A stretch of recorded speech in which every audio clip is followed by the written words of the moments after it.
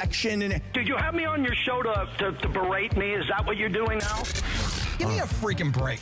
I'm reacting to Art Bell. Yeah. Midnight in the desert. I'm Art Bell. Scott Kaplan, eat a fat one, bro. The Sedano and Kap Morning Show on 710 ESPN. The all-new ESPN LA app and on YouTube at ESPN Los Angeles. We're bigger than U.S. Steel. Wow, that's crazy. Well, you want to woo-woo? Bit boy. Right now. Monstrous. Beto, I don't want to eat that. We did it, Dad. We did it. You were riding high on the stinger last time. Oh, big time. So, Right, that's right. Of course we were. oh, God, such a lazy take. The Bad Bunny thing. Yeah.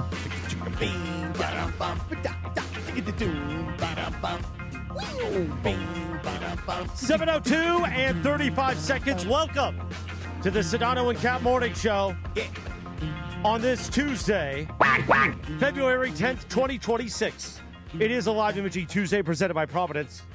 Sedano and Cappy pressing the flesh in person. Oh, wait a second. Sedano almost didn't make it because of these jerk faces at Starbucks. No, not jerk faces, just the barista situation. Where are you going, Cappy? Are you going to nudge Sedano? Oh, hold on. We're going to hug it out?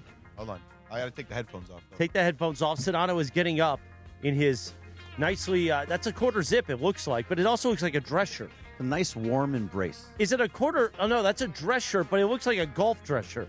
What is that? It's a Lululemon dress shirt. Oh, that's nice. Very soft. It's a nice shirt. I rubbed it on Did the you back. rub it? Yeah, when I hugged him. I'm actually sad that I didn't get up and try to make it a threesome. Come on, get in here. I got some meetings today across the street. Oh, yeah? Should we do that at 8 o'clock? Sure. A threesome hug? You wash your hands, though. Yeah, they're nice and clean this morning. Top of the hour integrity. The Lakers, they go down. They don't go down hard, but they go down. And it's interesting because I thought it was kind of a fair fight, right? They didn't have... They didn't have Shea. Right. Lakers didn't have Luka. Right. So, here's the thing. It's what we've talked about all season. The Lakers are good enough to beat the teams they're supposed to. And sometimes, every once in a while, they can beat teams they're not supposed to. But for the most part, they lose to the teams they're supposed to. Right. They would have won the game last night if they had Luka and Oklahoma City did not have Shea. Correct. Yeah. But because the way you say it, it's a fair fight. It's, hey, their best player, the Lakers' best player.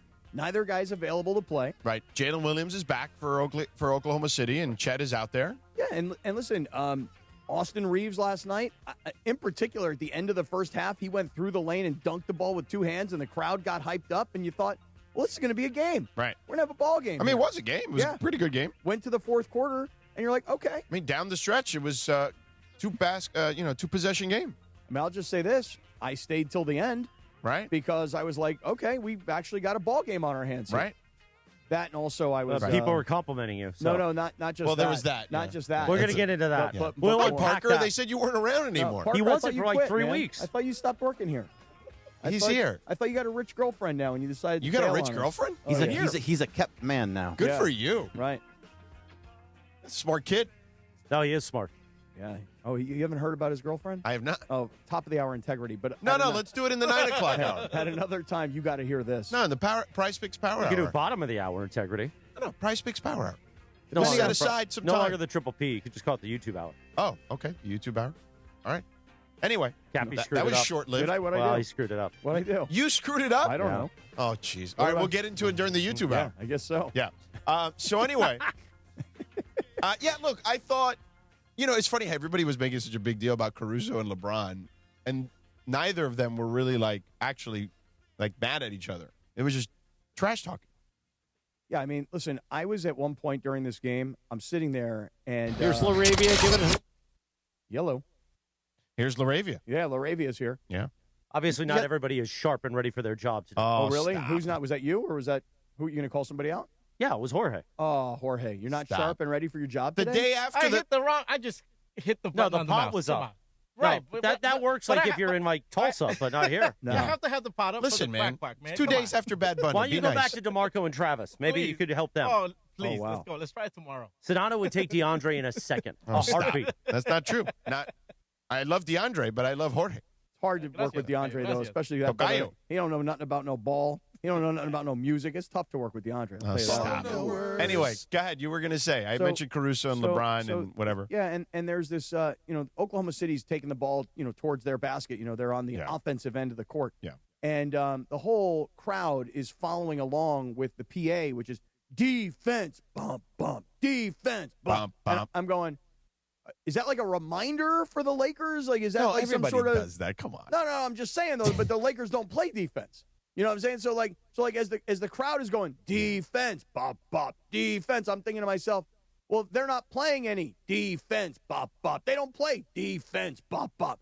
So I just thought to myself, like, maybe this is just sort of this thing of like, hey, we're trying to remind you fellas out there. Because I'll tell you right now, Oklahoma City, they can play some defense. So I saw, speaking of Parker was complaining about the refs in our group text yesterday. And here's what I'll tell you about Oklahoma City. And I saw a lot of Laker fans complaining about this on Twitter, too. Tell me. The refs don't call anything on them. All they do is mug everybody. Okay, but that's their brand of basketball is physicality. And they're smart because they have good defenders. So what happens is when you have good defenders, the officials, kind of like Draymond, right? They're like, well, they're physical. They can't, and the coaches will tell them they can't call them all. They can't. It's like holding, right? For a defensive back. Hey, they can't call them all. So if you got to hold a little, hold. Yeah, try and get away with it until they call it. So that's all true. Parker was saying that it was both ways, so I'll give him that kind of credit there. But for the most part, it wasn't even the fact that the refs were bad towards the Lakers. They had there was a couple of awful calls where JJ had to go and actually use their challenges because they were such bad calls. They were so obvious, and then they never got out of it. It was the Lakers' mindset after the bad calls. They could never get out of the fact that they were. It totally threw them off for the rest of the game. Wait, so it all happened in the fourth quarter, about midway through. Yeah, but I just want to make sure I'm clear though. You're saying that the Lakers' mindset is why they lost last night because they were playing good defense. Yeah. They were actually, the game was close. It was a tight game, just like Sedano was saying. It was a good game. Yeah.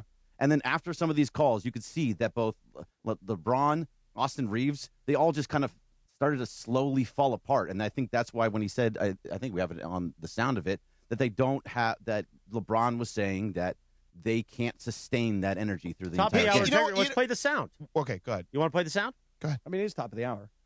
Yeah. Where are you seeing the gaps between like where they're at and the things they do well consistently versus like kind of the build that you guys are trying to put together? Do you want me to compare us to them? No, I want to know where you think though that like sort of as this team is on its like. That's a championship team right there. We're not.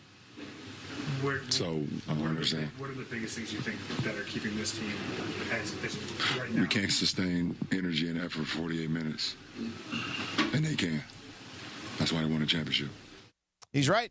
He's 1,000% right. Here's what I also say, if we want to get into more of the minutia of it. The Lakers are the number one free throw shooting team in the sport. And the Oklahoma City Thunder, even without Shea, are able to get to the line as much as the Lakers are. And they did more so in this particular game than the Lakers did. So, like, that's the problem.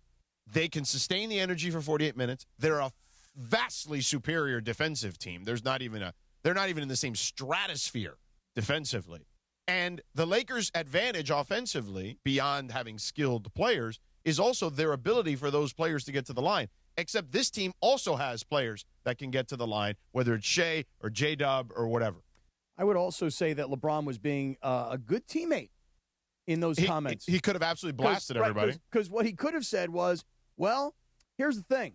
It's not really about sustaining energy. It's really about roster for roster. It's when I look over there and I see big, giant bodies like Chet Holmgren. And Hartenstein.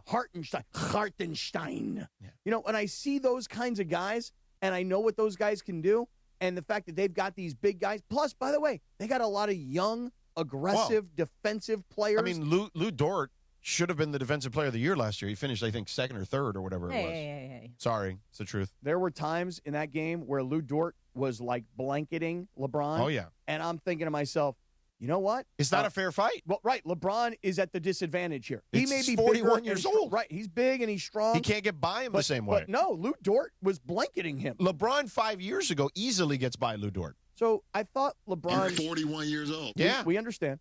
We got it. I think that LeBron was very diplomatic in telling you, hey, look, they're champions. They sustain the energy. But that's not really, really the answer, is it? No, it's part of it, though. It's not. But isn't the bigger part of it the roster? Correct. Yeah, we've been talking about it since, I don't know, August. So that's the deal. And LeBron, to his credit, hey, by the way, everybody take notice. I'm giving LeBron credit here. Yeah. LeBron was diplomatic. He was. And didn't ream the organization. Didn't even say anything overly passive-aggressive like you were accustomed to him saying. He didn't rip Rob Pelinka. He didn't rip the Laker organization. He didn't start talking about what they should have done at the trade deadline. He didn't do anything to rip his teammates. He never does, though. Well, I'm just telling you that in this case, he didn't really tell you the truth. By the way, because he was being diplomatic. Even the mongrels have admitted to me. What are they saying? About DeAndre Ayton, that I was right about DeAndre. It didn't take that long. It didn't take that long. I mean, it took to before the All-Star break. They were actually around January already, like Peter Acevedo were like, okay, you were right about DeAndre Ayton. Just telling you, man. Don't you guys think it's more fun when you tell Sedano he's wrong? I've been around more fun. Been around the block a few times in George, this league. I've seen people saying that they should cut him. Just cut their losses with this guy because they're not getting anything out of him. I mean, for $8 million, you're getting $8 million worth in the NBA. Right, you get what you pay for. Yeah, you get what you pay for. And you're getting a guy. Listen, here's the thing you got to think about. Why is Maxi Kleba all of a sudden getting playing? Well, Maxi Kleba is also a more engaged and better defender than DeAndre Ayton. Okay, all that may be true. Even though he's not a shot-blocking presence. But he's forever. a good one-on-one and team defender. But it took listen, he didn't play for a long time. I mean, the guy was coming off a busted leg. But yeah, but he was able to play at the end of last year. Tiny bit. Okay, but they played him. I mean, out of desperation. Correct. But coming into this year, they weren't playing him at all. Right. Like, I was wondering like if he ever was going to make a contribution. Yeah. And I'm not saying he did much last night. He only played 5 minutes. But still, the thing is that you see him play and you go, wow, why is he getting run? And the reason is, I'm guessing, because clearly JJ's not overly impressed with DeAndre Ayton. You think? Even though he played 29 minutes last night. You think? Well, they had to because they have the two bigs out there. And I'll tell you something else that was interesting to me was watching at the end of the game. Luke Kennard is now, and Luka's out. So, you got to have somebody in there that can shoot the ball, right? Yeah. Mm-hmm. But Luke Kennard is, in that, what I'll call that closing five. Yeah. So when I looked at last night, I'm like, okay, this is a 2-point game or a 4-point game. Luke Kennard is now 2 games into his Laker career. Right. But this is how, I'll say it, without Luka, this is what the roster offers. Therefore, a guy who's only been here 2 games has no chance to practice with these guys. He's been walking around introducing himself to people. Yeah. That's how necessary he was. Well, and we've seen it through the 2 games he's played. He can shoot it. The problem is the volume. He can't get enough volume up because everybody, like a team like OKC, for sure is not going to let him get a shot off. like that guy, no way. Like we're somebody's sticking to him no matter what. I do like how he plays on offense, though. He cuts to the basket. He moves around. Of course, he's got to. That's his game. Like he's got to move around screens. He plays very similarly to the way the head coach used to play. Well, that's just it.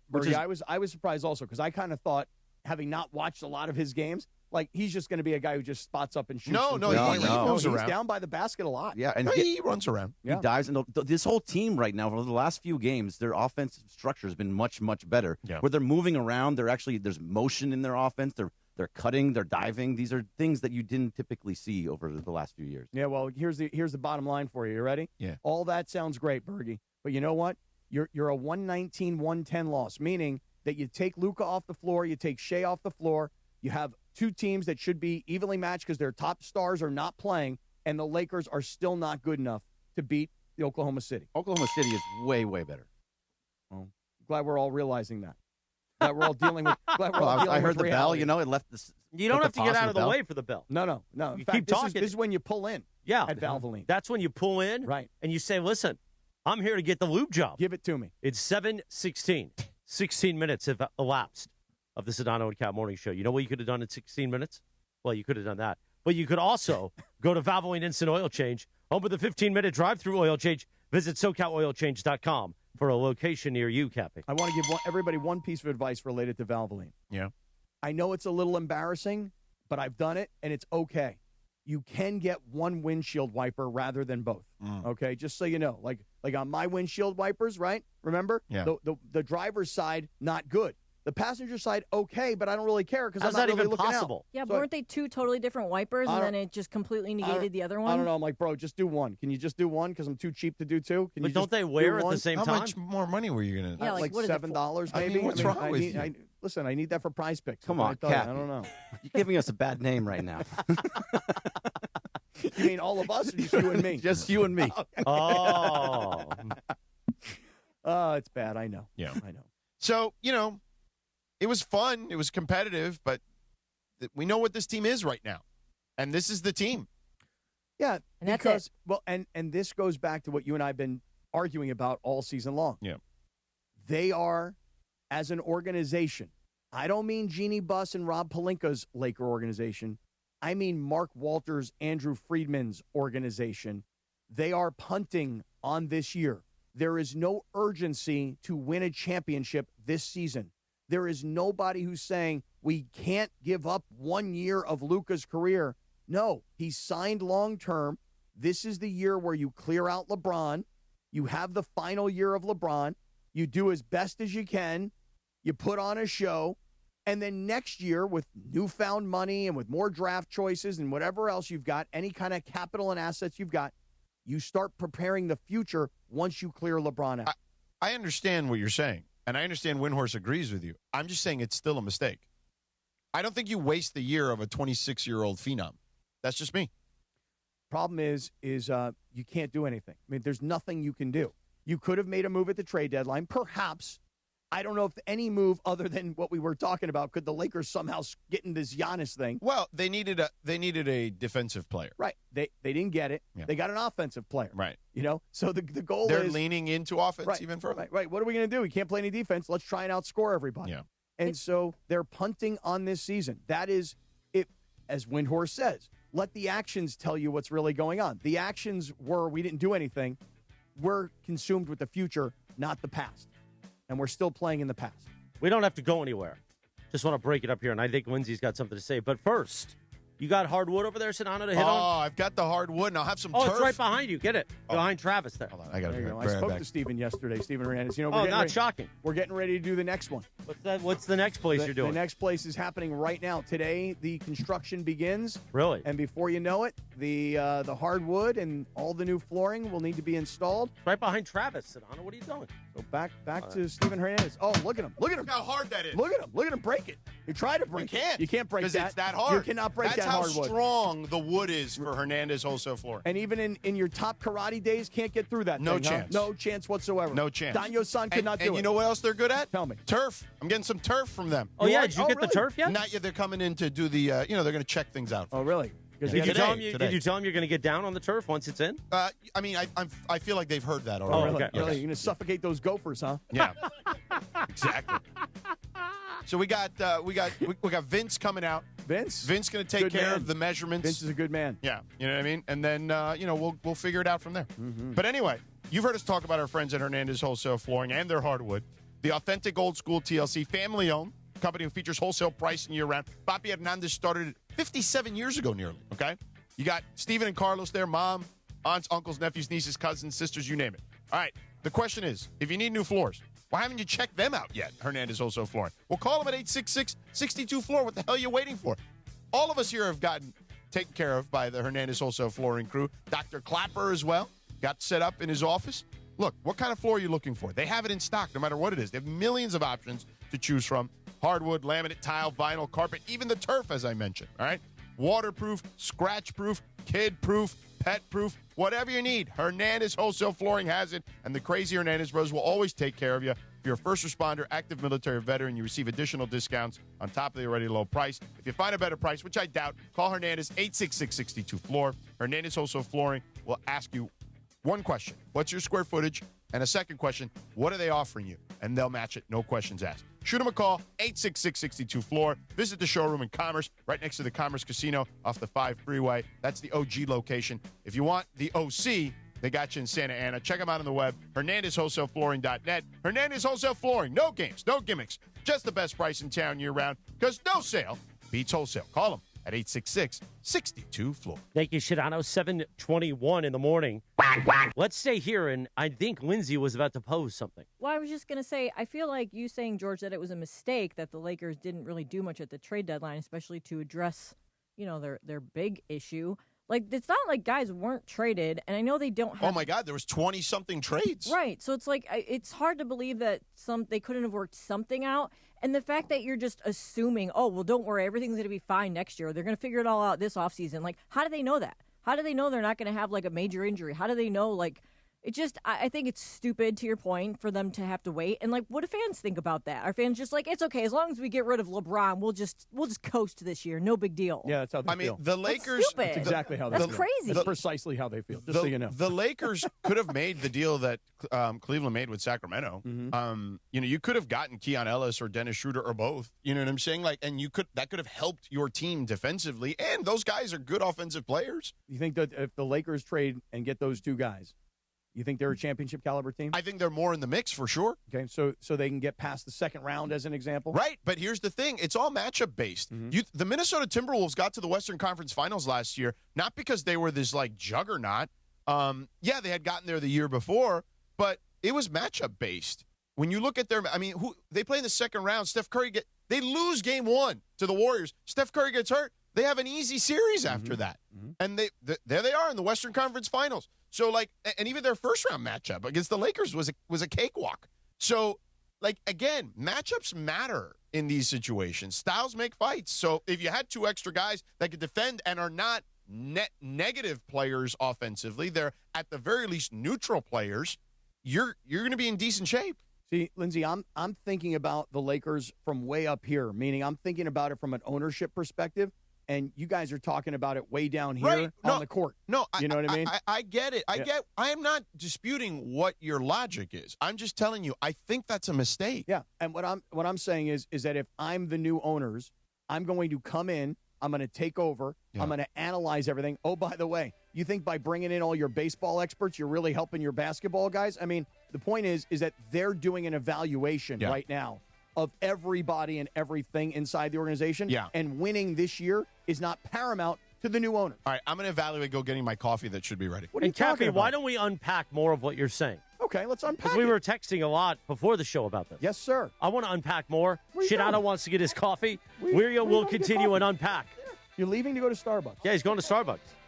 You don't have an intern to go get you Starbucks? Whoa. We don't send interns to do that anymore. You are not allowed to do that. Yeah, Cappy. Can't do that. I guess I'm from the old school. Against the law. Now, I'm the old school, man. We're off season. Well, my interns used to get me coffee every day. Go to Starbucks, Jack. Doesn't surprise me. Vanilla soy latte back in the day. I think you had other things, too. A little soy in there. Yeah, you did. I don't know what the hell I was doing. 7:24 in the morning on a Tuesday. A live imaging Tuesday presented by Providence. Meanwhile, what's on tap today on ESPN LA? The Lakers take on the Spurs tonight at home. The Toyota Lakers countdown with Veteran Durant starts at 6 p.m. 6! Oh, it's a late game. Tip-off at 7:30. Hear it for your afternoon drive on 7:10 a.m. or in crystal clear digital audio on the all-new ESPN LA app. Brought to you by Michelob Ultra, a superior taste worth playing for. The official beer sponsor of the Los Angeles Lakers. Please enjoy responsibly. We unpack this thing in 3 minutes from right now. The Sedano and Kap Morning Show. We'd like to thank our founding partner, Providence. Providence, caring with compassion in Southern California. This is the Sedano and Kap Morning Show. At Uline, they know firsthand the road to success is an uphill climb. Uline started in the family basement, and through hard work is now North America's most trusted shipping and industrial supplier. They get what it means to have the support of reliable, hard-working partners. So they keep 41,000 items ready to ship. Whether your company is still in a basement office or expanding cross-country, Uline will be there on your road to success. Visit uline.com.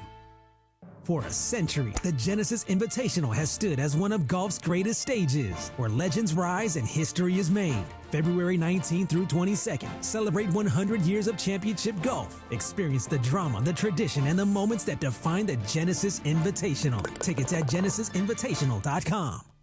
February is Black History Month, and National University is proud to honor generations of African Americans whose contributions have shaped American culture and history. What will be your legacy? When you're ready to break barriers and blaze new trails for future generations, National University is here to support you with flexible online learning and comprehensive student support. National University, official higher education sponsor of the Lakers. Visit nu.edu to learn more. 3, 2, 1, go. Yamava Resort and Casino at San Manuel is giving away a Mercedes every Thursday in February. Club Serrano members play all month long to earn entries for your chance to win this powerful and luxurious full-size German SUV. Join for free today and don't miss your opportunity to drive off in a brand new Mercedes. It's all happening at Yamava Resort and Casino at San Manuel, celebrating its 40th anniversary. You in? Details at yamava.com. Must be 21 to enter. Please gamble responsibly. Vista Paint is California's original paint company and has been serving pros and homeowners since 1956. Our paints are formulated for lasting performance, beautiful finishes, and made to withstand the weather. Vista Paint, locally made, expertly crafted, always reliable. If you're tired of hearing scary ads about the IRS, Tax Relief Advocates wants you to know you don't have to be afraid. No matter what challenging life situation you're facing while owing 10 or even hundreds of thousands in back taxes to the IRS, we have a solution. TRA has already negotiated over $1.5 billion in taxes owed by over 180,000 struggling taxpayers since 2017, earning over 1,000 five-star Google reviews and an A-plus rating with the Better Business Bureau. Generous tax debt forgiveness programs are currently available that can end your tax nightmare and may reduce or eliminate what you owe the IRS. If you're facing collections or an audit, don't lose hope. Act now to check what tax relief you may qualify for. Simply visit TRA.com or call 800-583-4890. 800-583-4890. Again, that's 800-583-4890. Tax Relief Advocates. Real solutions for real people. Mornings on ESPN LA will never be the same. Now, you should put in a request to ESPN like, hey, I'm a tropical brother, okay? Sedano and Cap have taken over Morning Drive. Palm trees and sunshine only. Yo soy este Miami, okay? Back to the guys. 7:29. Good morning. The Sedano and Kap Morning Show on a live imagery Tuesday, presented by Providence. On this day in 1990, the number one hit, Cappy, Paula Abdul and the Wild Pair. Opposites attract, Jack. Oh, yeah. Hit the post, baby. Very nicely done. This is the one Arsenio Hall was in. Is this the one with the cat? Yeah, Arsenio Hall was in this one, wasn't it? Or no, was he in Straight Up? It might have been in both. Might have been in both. Is this the one with the Pink Panther? Yeah, it's the cat. No, And they're like it was dancing with each cat. other, right? They're It was doing a like different cat. Oh, not it's not the the Pink Panther. Panther? Not the same guy? No, not the Pink Panther. He got a wild pair, I'll tell you that right now. By the way, did you tell you what, man. Did you tell people at Starbucks, hey, I'm George Sedano. Have my stuff ready. Dude, I ordered it. I made the mistake of ordering it a few minutes later. What's going on? Why are there so many levels fighting with Because everything? I didn't think I wanted coffee, and then I ordered it afterwards, and when I went there, it wasn't ready, so I just figured I'll come back. No big deal. I have not been drinking coffee recently since I've done the giving up the MC creamer. Scat Cat, by the way. What did you just say? That's it. Scat Cat. MC Scat MC Cat. Scat Oh. Cats that got the wild pair. I think I watched a movie like that one. Yeah, you did, I'm sure. So since you guys got me off my coffee creamer, I've actually stopped drinking as much coffee. Why? Mostly because I'm afraid I'm going to make a duty. Like, I think that, like, the black coffee is going to run right through What? me. Yeah. No, if Anyway, anything, the dairy was going to make it right, run I through don't know. you. So It's the opposite. I'm going to just make an announcement right now, and I Yeah. probably should have told you guys this off air, but last night was my first ever scraper at a Laker game.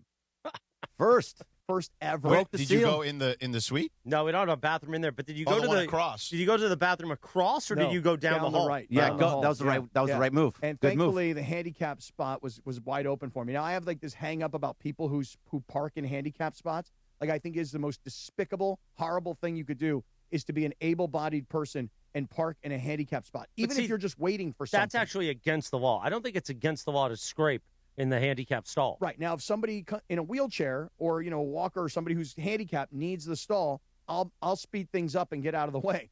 But last night, I felt like I was pretty safe where I was. Well, it And, was during the game, right? Game action was going on? Yeah. And that's the safe bet. My stomach was growling, and I was like, I think I need to go back to the E Central, like, right now. But the game was good. So I didn't want to leave. Right. You know? So I actually started to leave, and then I was like, oh, I won't make it. So I turned around and went back. So my first ever in-game scrape at the Lakers last night. Yeah. All right. I'm sure. Quack, quack. I'm sure all the kids love that. I feel we should give you a certificate or something. There should be like an official certificate that Tommy Lamb, our market manager, presents to you today. Yeah, that'd be nice. And I like how Bergman goes, really, that's your first? As if to say that you do it all the time. Not all the time, but it definitely has to be done. It has to be done. But, I've were never- you gone for so long that people realized that you were gone? I was gone for quite a while. I really was. I don't know what's going on with my I don't think stomach I've the ever last scraped few at days. Crypto.com arena. Yeah. No? Not bad. I've pericoed, but I've never scraped. And here's the worst part, just to be really embarrassed. I hate to really embarrass myself, but I do it anyway. This is really bad. So when I got back from Yamava yesterday here to 710, I was doing things here in the office. Whatever. ESPN LA, by the way. Thank you. What happened to the Cappy Cast yesterday? Well, I did the Cappy Cast from Yamava. Oh, okay. And so anyway, I get back here to ESPN LA yesterday, right? Yeah. And my stomach is just on fire. I don't know what's going on with my stomach lately. I know lately it's worse than normal. Whoa. Do you realize what you consumed on Sunday? Oh, I know. That was because really... 3 scrapes yesterday to get those, it all out of me. Those Buffalo seriously, nuggets. this is like not interesting to people. No, How it many is. times you guys go to the bathroom? Well, Listen, I teased something and he went right into it. But it wasn't me. Real quick, last thing. Here goes. So I get done here at the ESPN LA offices. I get done. Now I lay down like 4 things of toilet paper on each side. I don't use the thing that you pull out. You know what I mean? Why? I don't think it's comfortable. It's like it's too. Oh, the waxy? Yeah, I don't pull that out. So I use toilet paper. So I get done, right? And I'm now I go down to my car. Yeah. And I put stuff in my car, and this gentleman comes up behind me and he goes, "Excuse me." I go, "Yeah." And he goes, "You got some toilet paper hanging from you, dude." No, man. Now this was worth the story. I Then must have gotten up, right? And it must have like stuck to my leg or something. So then I pulled up. I was wearing like a pair of sweatpants. I pulled up my pants, and I'm literally walking around with a tail of toilet paper.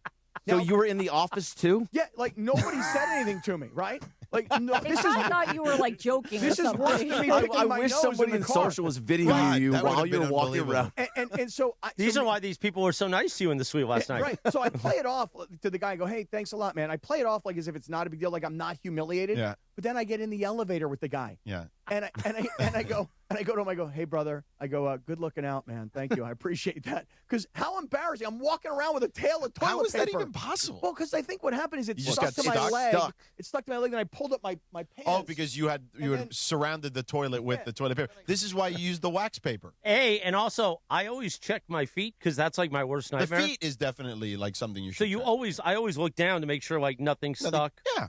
So But embarrassing. use the wax paper, bro. Ugh, horrible. Wax on, wax off. I guess that's a good. What did good we piece of tease? advice. Oh, we teased the ownership. You're above here looking 30,000 feet in the air. Yeah, because Rob Pelinka made some comments, right? We have that audio, And too? we should hear it because honestly, like Rob Pelinka, I'll be curious to hear what you guys all think about what Rob Pelinka said about what they did not do and then what they're planning to do. Okay, let's hear it.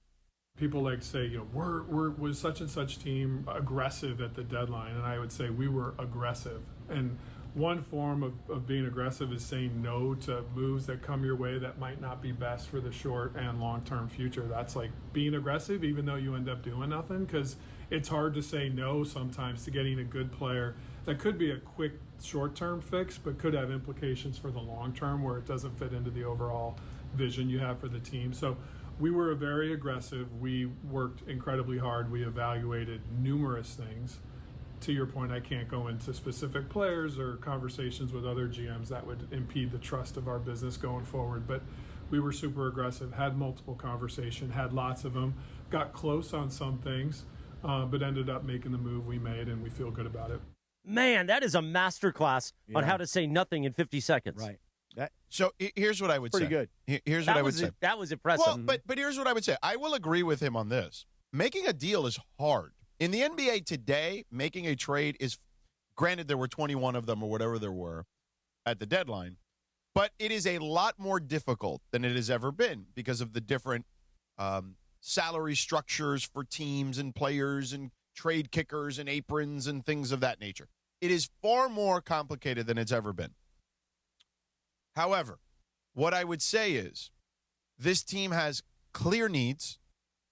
Now, maybe, and I'm not in the room for these conversations, so I don't know, but maybe what's happened here is if we can see those clear needs, I'm sure as hell 29 other teams can see those clear needs. So you're going to have to pay, bro. You're not gonna just get by. No one's giving you the discount deal for just expiring salaries. That ain't gonna work around here, bro. You need this guy. We want to pick, and they don't have a ton of them to give away. So I get he's not wrong when he says, you don't want to impede your process or whatever, because they don't have a ton of assets to give up. Their assets were expiring salaries, and teams are like, nah, we're not interested in those expiring salaries. We want assets to come back. Yeah, and if I were Andrew Friedman, which I love, by the way, that now we're going to be saying the name Andrew Friedman related to the Lakers. And we're going to say it because Rob Pelinka is talking about the fact that the Dodgers have essentially moved into the building and that Rob Pelinka now has to run things by Andrew Friedman. And now wait a second. You don't buy that. I don't buy it.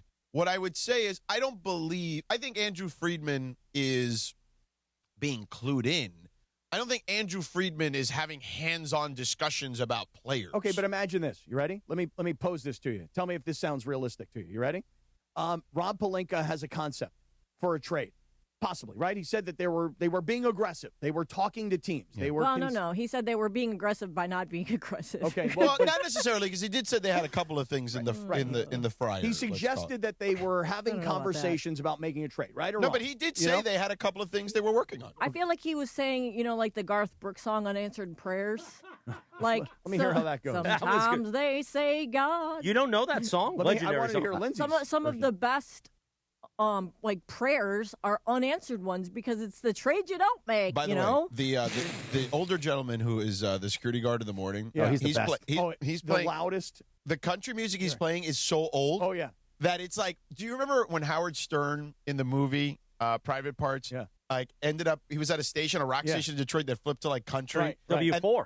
And they were like, Hop Along Howie. Yeah, and they were playing like the oldest like ballad banjo country music. Right. That's what this gentleman downstairs listens to. Every morning, this guy has got like some old ass Hank Williams, not Hank Williams Jr., Hank Williams or Johnny Cash. He got this old ass country music blasting loud as hell, and checks my ID every morning. I'm like, bro, you don't know me by now? Right. Like he's been checking my ID for 12 years. I know. Yeah, no, that's his deal. You guys aren't here as often. It's not always country. A lot of times it's polka. Oh, really? Yeah. You get a little of everything. I haven't heard polka in a while. Me neither. But anyway, go ahead. Back to your. But here's the thing. It's yodeling. He gets everything. Oh, really? I have heard some yodeling in the past. Really? Yeah. Yodeling. Can you yodel? Yodel. Anybody got a better yodel? You got a good yodel, George. I haven't yodeled in a while. Give it a shot. But The Price is Right used to have. What was the name of that? The Mountain Climber. Oh, Mountain Climber. Mountain Climber. Great game. And that was the song. I like when he falls off the cliff. That was pretty good. And he's like, yo. Right. Anyway, go ahead. All right, look, here's the thing. So let's say Rob Pelinka has a concept and he wants to make a trade, okay? And he calls Andrew Friedman and he says, hey, Andrew, I know I can't really do anything without clearing it through you first, so I want to pose this concept to you, right? And then Pelinka says to Friedman, here's what I think we should do. And then Friedman comes back, and Friedman's a baseball guy, right? He's not a basketball guy. He's a baseball guy, but he's an analytics guy. He's a numbers guy. So you can probably transition those from sport to sport, right? Perhaps. Okay, maybe. So then Friedman says this to Rob. Hey, Rob, let me ask you this. This trade you propose that I now have to say yes or no to, make us a championship team this year? And Pelinka says, probably not, but makes us better? Well, how much better? I mean, like a little better. We'll be better defensively. We might win a few more games. Maybe we go one round deeper into the playoffs. Okay, fine. But are we a championship caliber team if you make this move? And if Pelinka says, if I'm being honest, probably not. That's when Friedman goes, all right, thanks. We're not doing that. Bye. And hangs up. I don't know if the conversations are that deep. I got to be honest with you you. Thought that was a deep conversation? Thank you. Maybe I'm wrong. And I don't know the exact setup, but from what I was told initially, it was more of just like, hey, we're just kind of sharing, thoughts and information. Okay, right. So it wasn't like I'm rubber stamping things necessarily. Let me ask you this. Yeah. Do you think right now Rob Pelinka has the autonomy to make a decision without clearing it first through? I think he's always had to clear it through whoever ownership is. Okay, well now, by the way, every general manager or president of basketball operations has to do that. Right, but he had this relationship with the owner, which was Jeannie. Right. And Jeannie's not the owner No, anymore. I understand what you're saying. And so what I'm getting at is that if you're Andrew Friedman and you're now involved and the general manager calls you and says, this is the move I want to make. Right, I get it. I don't know. I'm not going to, I can't tell you I know the exact inner workings of the way it goes down. I was told that, again, initially, maybe things have changed, that it was just going to be more of a thought-sharing exercise. Okay. Well, in this particular example that I'm giving you, which, by the way, I also don't know the exact inner workings. Yep. So I get to make things up. And in my mind, here's what I make up. That Andrew Friedman tells him, does that make the Lakers a championship team? It does not. Yeah. Well, then why are we doing that now when we'll get rid of LeBron, we'll have more money, we'll have more draft capital, and we'll go forward next year? We are the Dodgers. We are patient.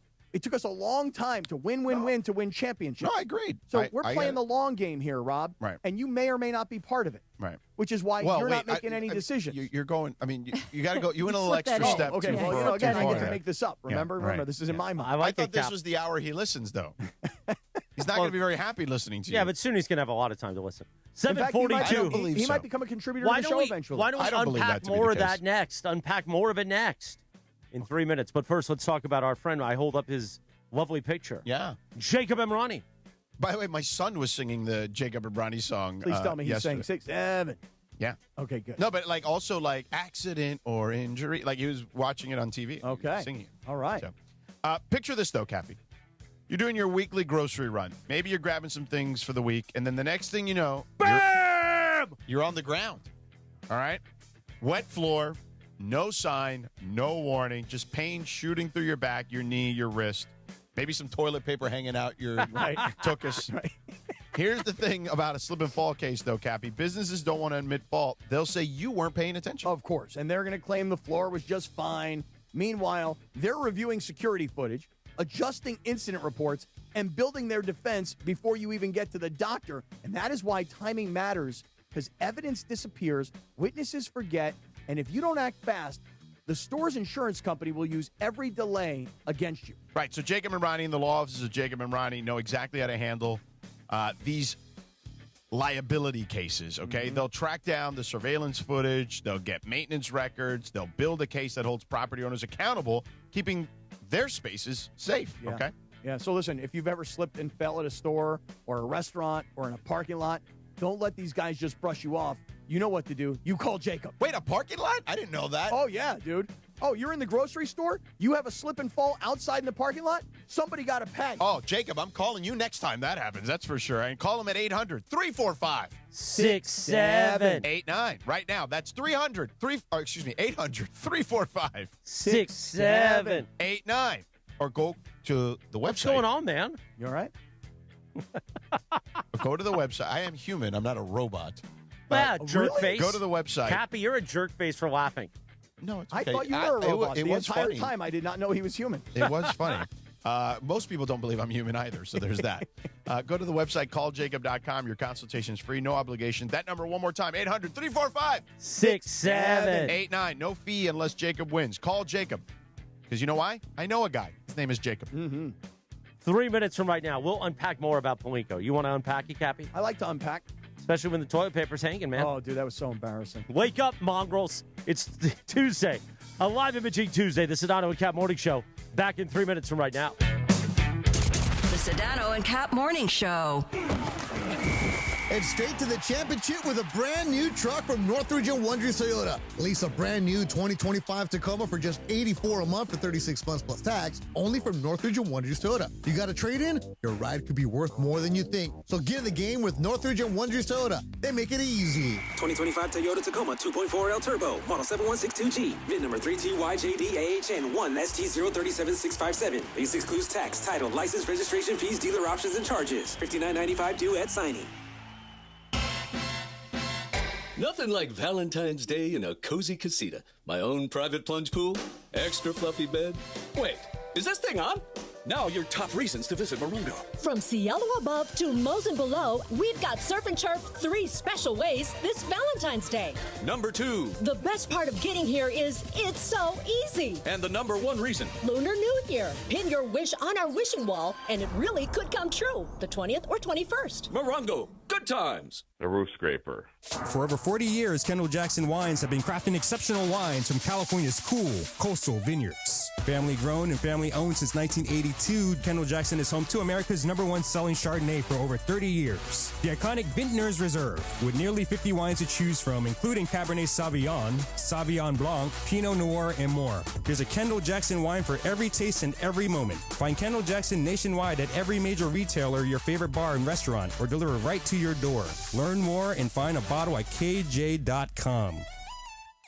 Change is in the air at LAX. Los Angeles International Airport's automated people mover trains are rolling soon as part of LAX's ongoing investments in improving your travel journey. The new trains will quickly move guests between all terminals. The new consolidated rental car center, metro trains and buses, and economy parking in 10 minutes or less. Departing every 2 minutes, they'll help approximately 30 million passengers per year. Learn more at lawa.org/ESPN. That's lawa.org/ESPN.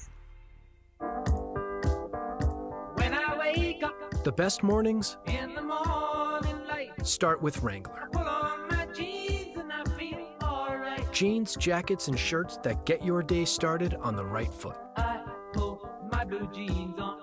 I pull my old blue jeans on. Good mornings make for better days. I pull my blue jeans on. I pull my old blue jeans on. Wrangler, for the ride of life.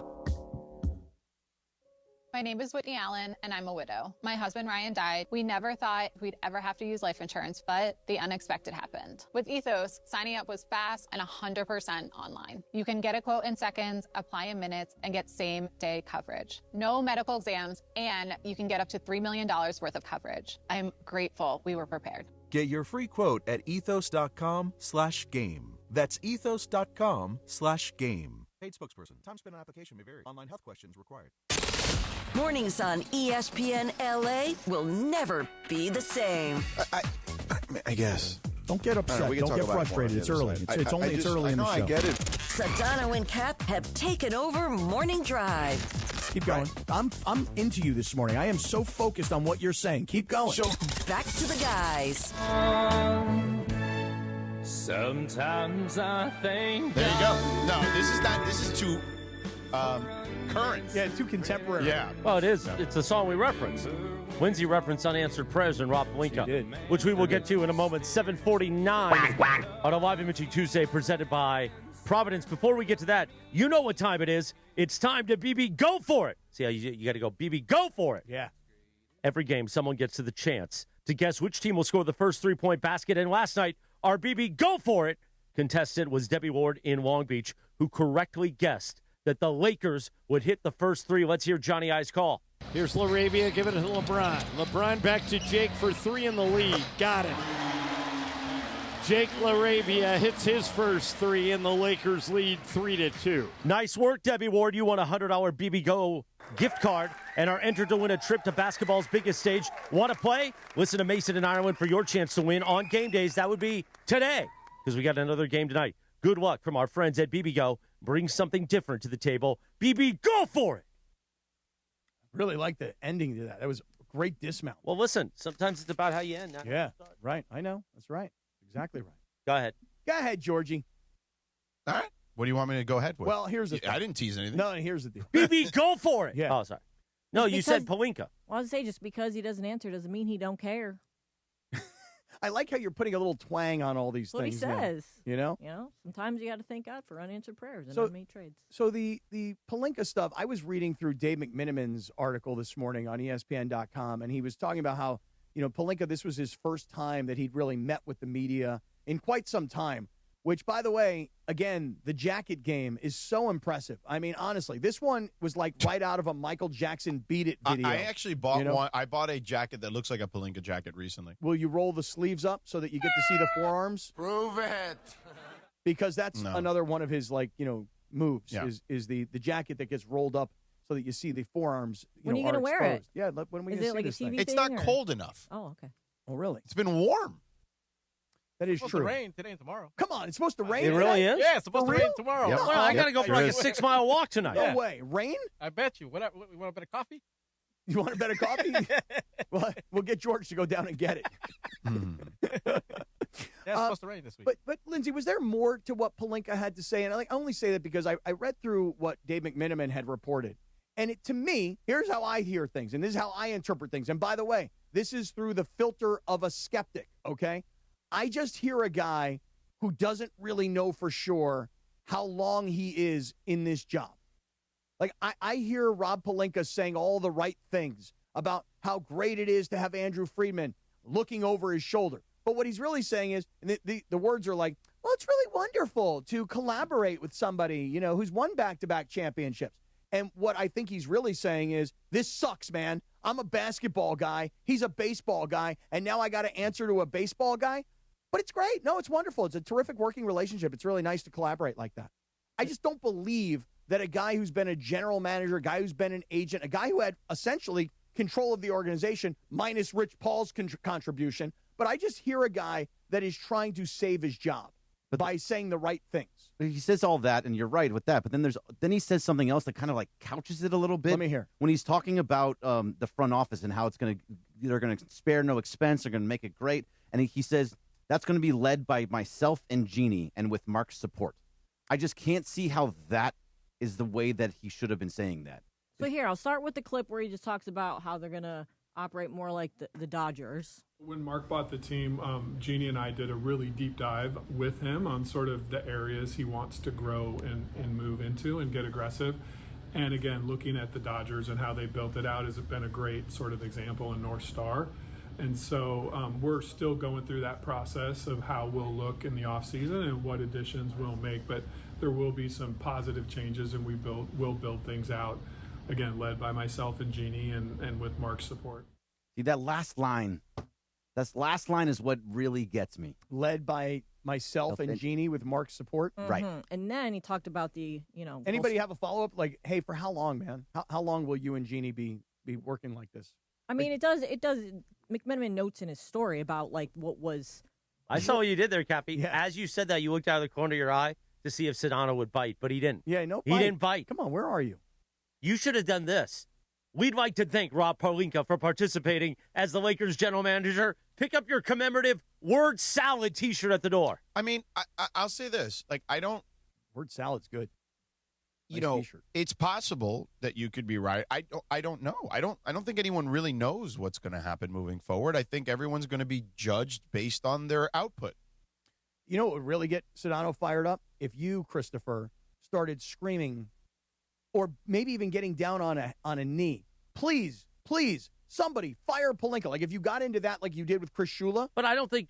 Did I do that? Yeah, you were like, please. Oh, I did do that You on did the get on a Championship knee. Monday. Yeah, Yeah. you But did. if You you got got on a in that would get But I Sedano don't really want, fired up.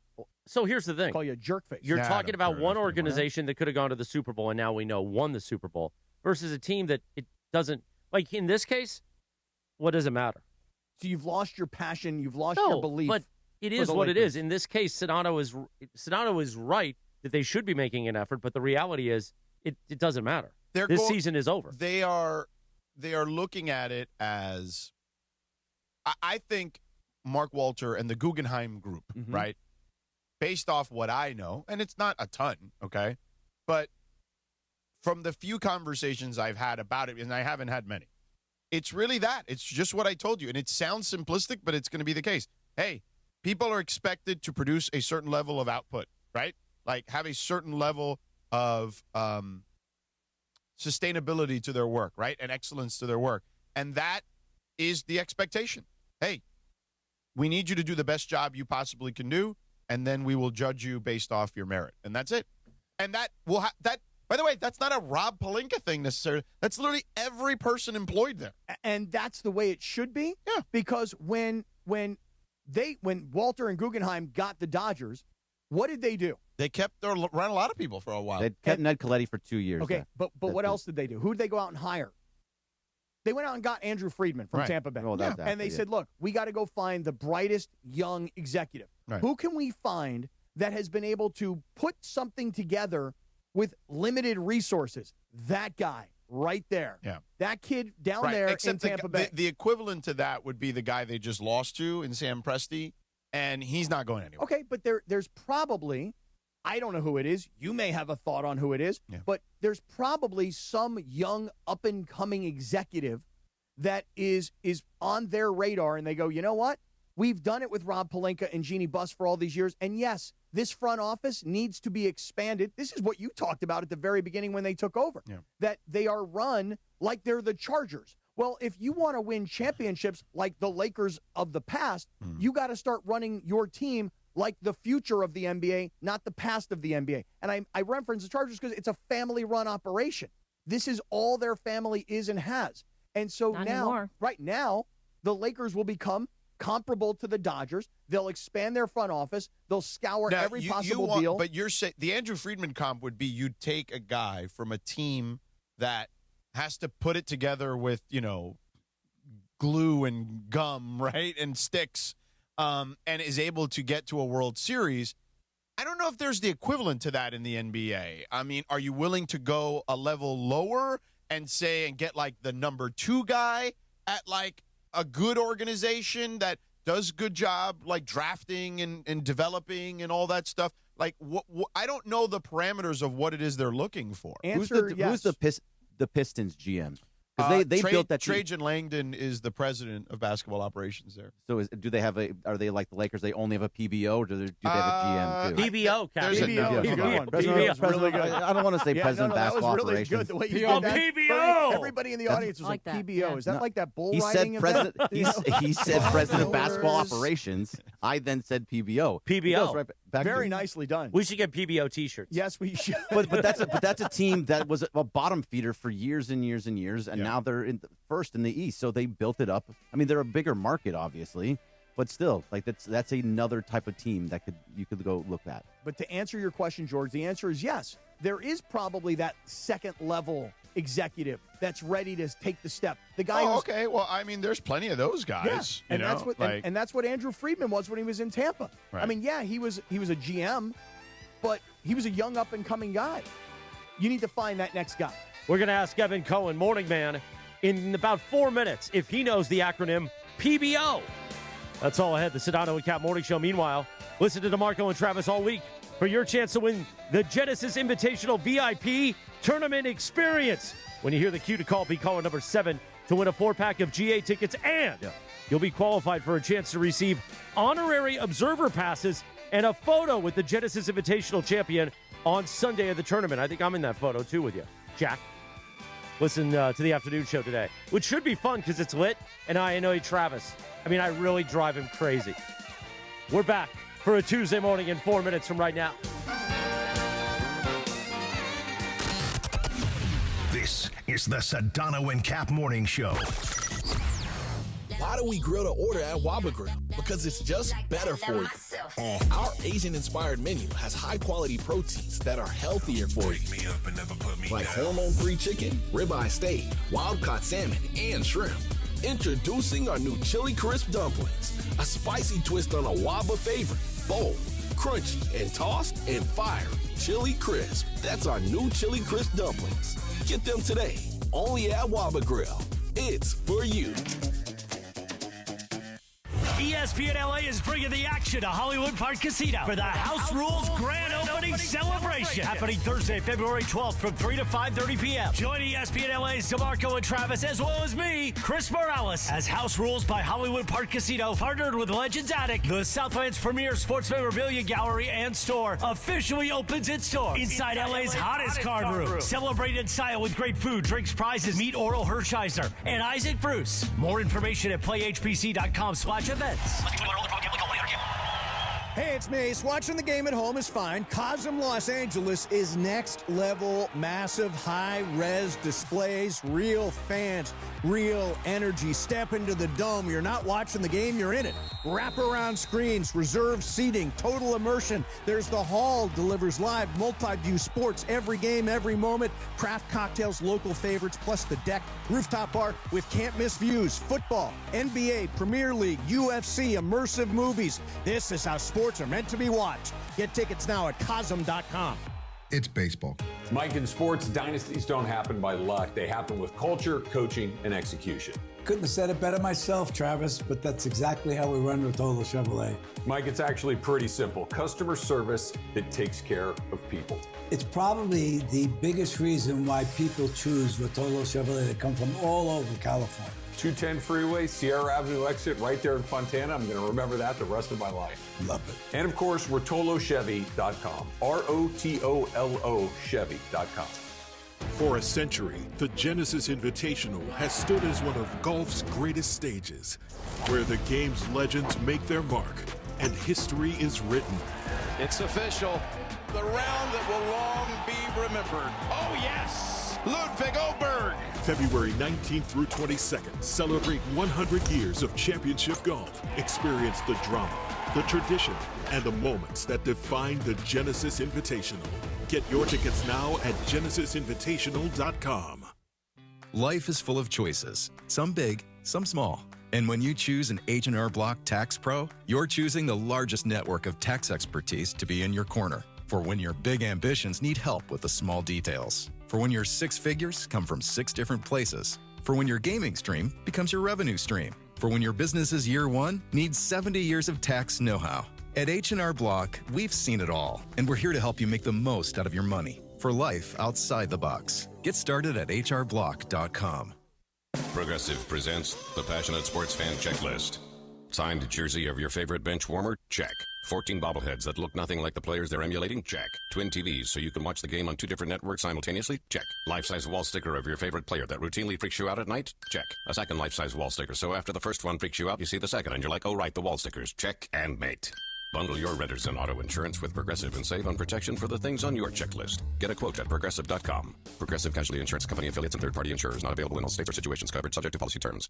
Hey, this is Rich Eisen. You're starting your day with the Sedano and Kap Morning Show on ESPN LA. Don't forget my show. The Rich Eisen Show is coming up this morning at 9 on 710 ESPN and the all-new ESPN LA app. Now, back to the Sedano and Kap Morning Show. 8:03 in the morning. Sedano and Kap Morning Show at KSPN Los Angeles, the Good Karma Brands radio station. Cappy on this day in 1987, Public Enemy released Yo! Bum Rush the Show. Saw Flava Flav on Radio Row last week.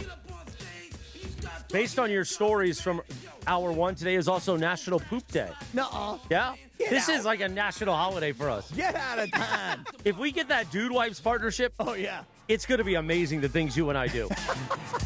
Hey, listen, at least with Dude Wipes, I know that they won't get caught in my pants and I won't be embarrassed in the parking garage here at LA Live. Meanwhile, the morning man at ESPN LA, you hear Unsportsmanlike. Weekdays 3 to 7 a.m. What a legendary 2 segments he had last week. Let's hope he lives up to the hype of this week. The great Evan Cohen joins us.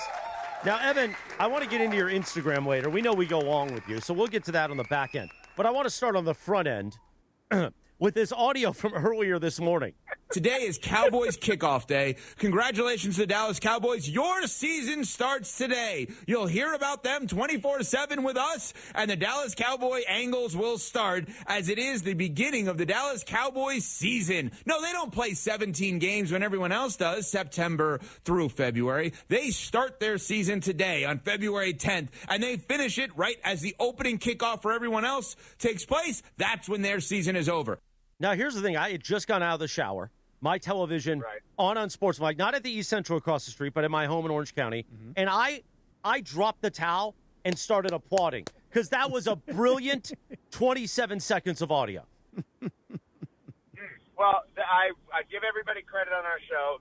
CC said something last week about like, oh, yeah, the Cowboys season now starts. And I said we should do a kickoff party, like a launch party. That's kind of a mockumentary, so to speak, because we're obviously going to be talking about the Cowboys on our air.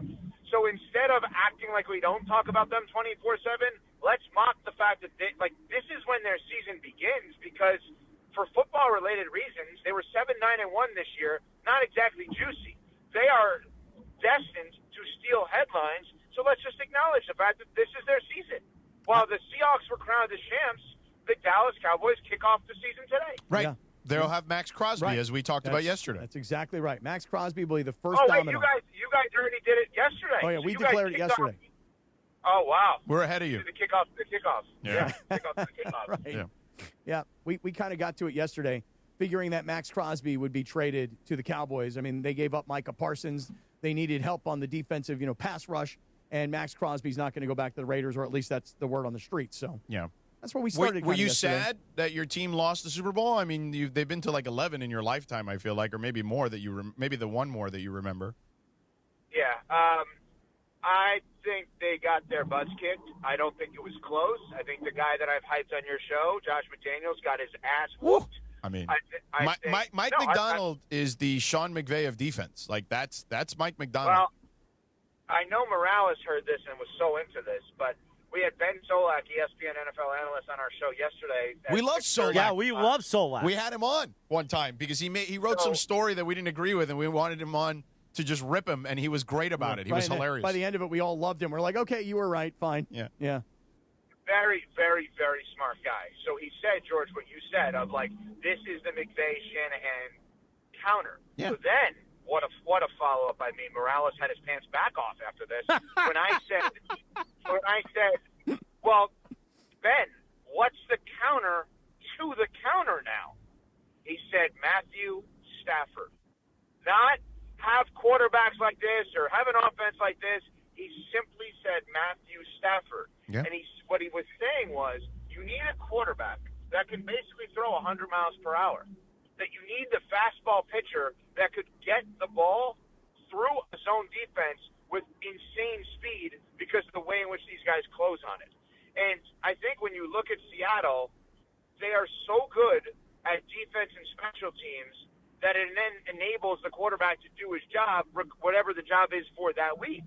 But you could make the argument that unlike most Super Bowl teams, the quarterback in this case does not have to make up for mistakes by the defense and special teams. Like, you go out there and get Hall of Fame level quarterback because you're just rightfully assuming at some point the defense and the specials will make a mistake. Right, but they don't. But I'll push back on you a little bit, and I feel like you're going to be on the same page on me on this, if not, unless you've changed your philosophy on this. To have sustained success, Sam Darnold will have to elevate his play more consistently. Bingo. So that's George. It's so funny you say this.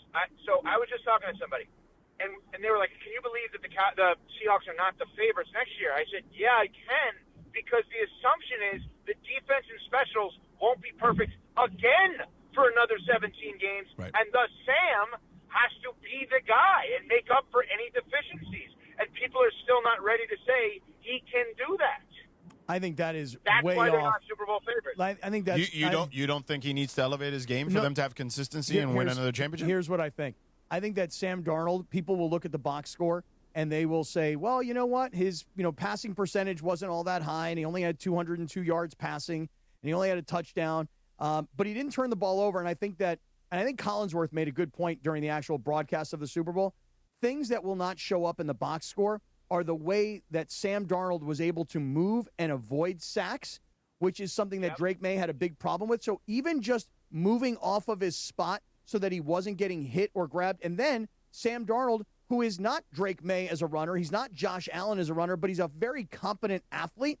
He made one play in particular. It was an 11-yard pickup in the third quarter, and that run was a huge play in the game. So while Sam Darnold did not have to throw for 375 yards, his offense did enough to win because their running game was working.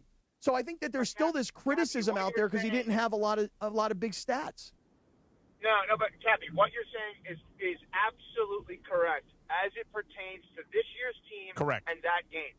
What George and I are saying is, let's fast forward, and the game they're up 12-0, now have them down 12-0, where he thinks about scrambling. So they're never going to get blown out, but where he thinks about scrambling to get 4 or 5 yards, he now can't do that, and he needs to throw the ball downfield because they need points now. Because he knows his special teams is so good that just avoiding a sack and throwing the ball out of bounds, running it for 4 or 5 yards, will allow that punter to pin the opposition back. But when you're down points, playing the long game like that may not always work. Fair point. And by the way, again, about special teams, let's go back to Week 16. The Rams are at the Seahawks. The Rams are up by 2 scores. The Rams punt the ball, and Seattle returns it for a touchdown, and then they get a 2-point conversion. Then Darnold leads the Seahawks on another touchdown drive, and they wind up taking the lead. So when they were down, I want to say the score was 30-14 at the time, special teams made a contribution. But Sam Darnold, to me, has now elevated. I'm not saying that he's like one of the top 5 quarterbacks in the league. Right, but he's going to has to take another step, is our point, for them to have sustained success. Yeah, and you know what? I'm more confident now than ever in Sam Darnold. Yeah. I love Sam Darnold, so I'm happy he did win it. That may be true. But that may be true. But understand, Cappy, what we are saying is the next step is based on a fair assumption that the defense, for a second straight year, is not going to be the greatest defense ever. They may be like the greatest defense in the league, but they played like the greatest defense ever down the stretch. Yeah, and that's where Sam's got to make up the gap. Yeah, and maybe he can. Because they can't be, they don't have, they're the chances of them being Look, the Ravens are the perfect example. That Ravens defense that everyone talks about in 2000, I mean, they were that kind of defense for a decade. You know what I'm saying? And they ended up winning another one with Joe Flacco down the road, 12 years later or whatever it was. But they had the best defense in the league, arguably, for that stretch of time, and were able to win two. So to Evan and mine's point, there were two different quarterbacks there because you need the quarterback to elevate to have consistent success like the Patriots did, like even the Steelers did. Roethlisberger won a couple, right? Like, so on and so forth. You could say the flip side for the Packers, right? Rodgers was excellent, but the defense wasn't necessarily elite for most of his years there. I guess what I'm just saying, guys, is that, God bless you, by the way. I guess what I'm saying is that when I look at Sam Darnold in the NFC Championship game, when he had to go big, 346 yards Sure, we passing, get it, but you're talking about now. We're talking about moving forward. And I'm saying that he's proven now that he can. Well, yes. I love Cappy. Cappy's point is to say, look, he's done it. He can do it. We've established that it's almost like Cappy's trying to prove that they won the Super Bowl. We know. Wait, did they win the Super Bowl? Yeah. I didn't know that. We know that. I didn't know. Cappy and I spent good time together. There's something going on with Cappy and I. Well, I'll tell you what happened, George. Let me tell you what happened with me and Evan over the weekend. Yeah. So when Evan and I visited together over on Radio Row last week, Evan talked about two things in particular. Sad Radio Row. No, it was a very happy Radio Row. Very, very happy. We talked about, the cost of bread in a restaurant now. Bread is no longer like a complimentary thing. We did this on the air with him, right? I know. So this is my point. Okay. So then what happened is on Friday night. The Seahawks won the Super Bowl. No, that did not happen. I don't believe that. Yeah. What happened on Friday night is I got home and Rachel and I went out to dinner and they said, hey, would you like some bread for the table? We were like, yeah, sure. Well, when the bill showed up, you know what? They charged me like $2.50 for the bread. And by the way, the meal was very expensive, so the $2.50 didn't really mean anything. But at Pazzia, did they charge you for bread? Pazzia did not charge me for bread. Massimo, of course not. No, Julia. Massimo was like, hey, you're with me. Yeah. So, Ev, I had to send you a text this weekend and go, dude, I just had to pay for bread, man. I know. Yeah. But then Sunday I sent you the text. And then tell everybody, please. Right, and then here's what happened. Yeah. Evan committed. Yeah. That I said to him I was going to run a 10K on Super Bowl Sunday morning. Yeah. Evan sent me the stats. Yeah. That he had run. He said I'll do it. I'm a man of my word. He ran the 10K on Sunday morning. Very nice of you. So yeah, we had a lot of. I love it. I ran more. Wait a minute. You said you were going to run 6.2. If you notice, I ran 6.3. Of course, naturally. Yeah. Evan, we were talking about the Lakers for the first hour here because. Another question for you guys? Yeah. Can I ask one other question? Sure. About this? Yeah. Why is LeBron on the Lakers? I'm fat. Like that sounds weird. Last night, after the game, he says, "Well, we're not a championship team," which we all know, but they have a top 5 player in the world and a top 5 player of all time. Like, why is he still there? Like, why is he playing for a non-title team? I guess at this point in his life. Well, I think that was. Well, that's why Rich Paul put out the statement he put out in July, right? Like, I don't think that I think they kind of knew that. And there seemed to be a window of opportunity where they were open to some stuff. And, I don't know. I have an answer. It never materialized. Oh, no, I have an answer for you. Go ahead. Because winning is not urgent in his life anymore. No, that's. No, this is my opinion. So here's. So why put out the statement in July that that's the case? Well, because they're always doing something to put pressure on somebody, and maybe they wanted to get him out, but. The bottom line is this: the answer to your question, why is LeBron still on the Lakers? Because LeBron doesn't want to play for anybody else. Now, he may want to play for somebody else in the future, but in the middle of the season, you're not trading LeBron James and you're not uprooting him. He will not. I mean, he shouldn't. He would not allow it to get traded. He has a no trade clause. Right. So my point is this, Evan: the reason LeBron is still on the Lakers is because winning a championship is not the most important thing. It's not what wakes him up every morning. I disagree. The reason they put that statement out is because they wanted the the Lakers to continue to do what you do when you're in the LeBron business, which is put pressure on the organization to put the chips to the center of the table. They have been reluctant for reasons we've already discussed a million times over, because they're using this as a gap year, whatever they want to call it. I think that's a mistake to waste the 26-year-old Luka Doncic's prime year. I do. I will stand by that. Maybe I'll be wrong, but I stand by that. And that's why they're here. It didn't work. He put the pressure on them. It didn't work. He wasn't going to get traded at that point. It was either going to have to be figured out in the offseason or it wasn't, and it wasn't, so here we are. Okay, so then I think I can then answer my own question based on both of you giving great answers here. The reason LeBron is still on the Lakers is because when you put pressure on someone who doesn't feel pressure, nothing actually happens. They put pressure on the Lakers who no longer feel pressure by LeBron James, so as a result, nothing's happening. Very, very well said. That's exactly right. A year ago, 2 years ago, Rich Paul says what he says, and everybody in the Lakers starts scrambling around like, oh, my God, what do we do? LeBron says this. We better do what LeBron says. We better listen to what Rich Paul has to say. Rich is calling Jeannie right now. But you see, 2 years later, with Jeannie no longer being in control of the organization and not really owning the organization anymore, when Rich puts out his statement or LeBron says what he said last night, everybody's like, oh, God, I can't wait until this is over. Just get through the rest of the season, and we'll figure it out going forward. That's the position that the Lakers ownership is in right now, Evan. It's almost like the way that Morales, Lindsey, Greg, and George feel like when Cappy comes in, I want to talk about this. No one acknowledges that, right? It's just like, all right, we're going to do the show. Right. When I walk in and I tell them I've got bathroom stories, they're like, no, not again. Yeah. But you see, there's an example. I mean, we spent we've done it twice. That's what it is. You guys, that's what But we've done it twice already. Like, honestly, it's the one thing I get the most grief about when I see people in person. They're like, dude, I love the show, but why do you guys talk about going to the bathroom so much? Well, because everybody goes to the bathroom. I get it, but not every day. It's You know, a connection. they do go every day because they can be constipated. But they don't want to hear about other people going to the bathroom every day. It's a human thing, we connect on these kinds of things, you know. Now, your toilet paper as a tail story today was worth it. You liked it. Yeah, I mean, that's like a 1 out of 10, though, kind of situation, All it right. feels like. 10%. Not a great percentage. Like based on this, Cappy should just do a remote from the ESPN LA bathroom. The entire show, just sit in the Toilet back, talk. Set up Toilet talk with Cappy. Do a remote in the men's room. This is so bad, though, because I follow these guys on Instagram who take these giant, long French breads. No. Oh, I thought you were going to say something else. And then they take these giant, long French breads, and then they paint them in chocolate, and then they stick them in a toilet at, like, a grocery store, and they walk up to the manager and like, hey, man, something's going on in the bathroom. I need your help. And then they show up, and there's this giant French bread sticking out of the toilet, and he's like, oh, no, oh. And the guy's like, clean it up, man. And so, like, the one guy who's got the camera is like, no, here, look, I'll help. And he grabs the toilet paper and he picks it up out of the thing. He's like, no, here, you take it. So I follow all these weird things on Instagram. I know you follow weird things. And I should maybe do a podcast about this. This is the case in point for when George is saying he gets people asking him, why do you do these things? These are the things that he's talking about, Cappy. Yeah, I know. Yeah. I tried to get George to follow a guy on Instagram called the Cuban Tarzan.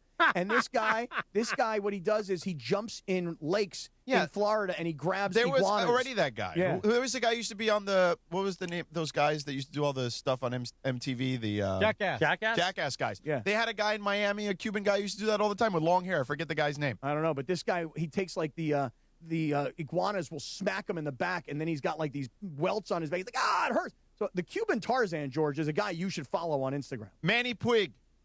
Manny Puig was the guy that was on Jackass. Oh. I've already seen this. Nah, this is I mean, Manny Puig was the original Cuban Tarzan. This is fresh content for you. I've already seen that bit. Right, meanwhile, Evan Cohen. Tarzan.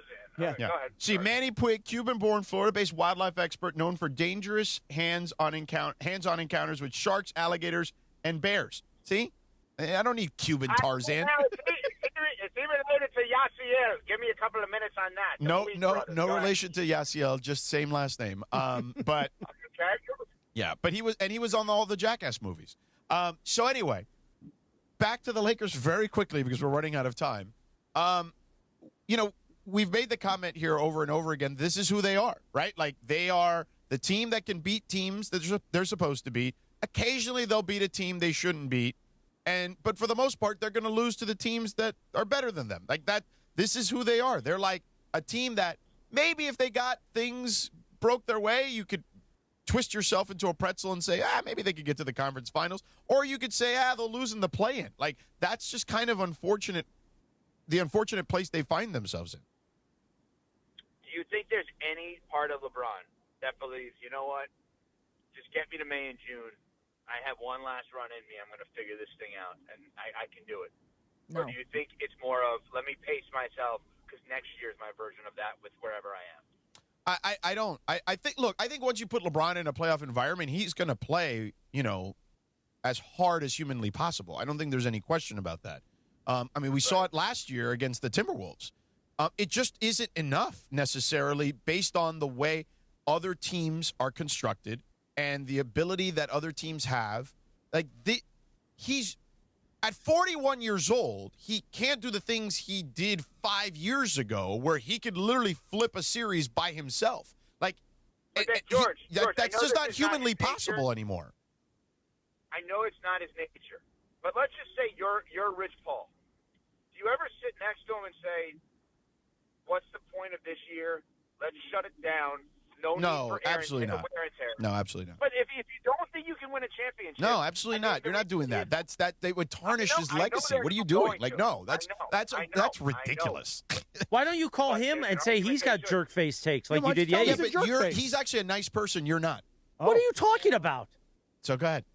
Now you're calling me a mean person? You called me moron yesterday, jerk face, stupid, simpleton. Right. All true. All right, next thing you know, he's going to call you Manny Puig. Look out. Yeah. So you were saying, Evan, no chance in hell. No, because I know it's never going to happen. Okay, let's do it this way. Let's take the name out. A 41-year-old Hall of Famer that has something left. Does it make sense? We know he's not going to shut it down. In today's day and age in the NBA, playing for a team that's not going to win a championship, to continue to max out the rest of the season, or does it make more sense to stash that ability and that wear and tear for next year? No, it's going to that 41-year-old player you're talking about that has a legacy on the line is not going to do that. No, actually, it makes more sense for the 26-year-old player who's the future of the team to do that. In other words, if Luka's not right, what legacy does LeBron have on the line? His legacy is sealed. Yeah, but you can't. But that's not that you. People remember the end a lot, and you don't want the end to be that. Like, just I'm going to sit out, and no, that's ridiculous. I'm not suggesting he ever would. I get it, but you're even the thought of it is absurd. You're going to say he's got a lazy take? He's getting close. You're going to say he's got a lazy take? Tell him it's lazy. You said that yesterday to me. You said it's lazy. It's actually almost too galaxy brain. Like you're overthinking the room. It's silly. It's never overthinking the room, Evan. And silly. It's not lazy. Wow. Not lazy. It's silly. Who do you think the Lakers? Lazy. I ran a Cappy 10K. How can I be lazy? No, you ran more than a 10K. 6.3. 6.3. You outdid me. You outdid Cappy. At least you don't have toilet paper hanging out your pants. Right. That was embarrassing. Now, Evan. Well, you haven't seen me today. That's fair. Evan, who do you think the Lakers' PBO is going to be next year? The PBO. PBO? Yeah. President of Basketball Operations.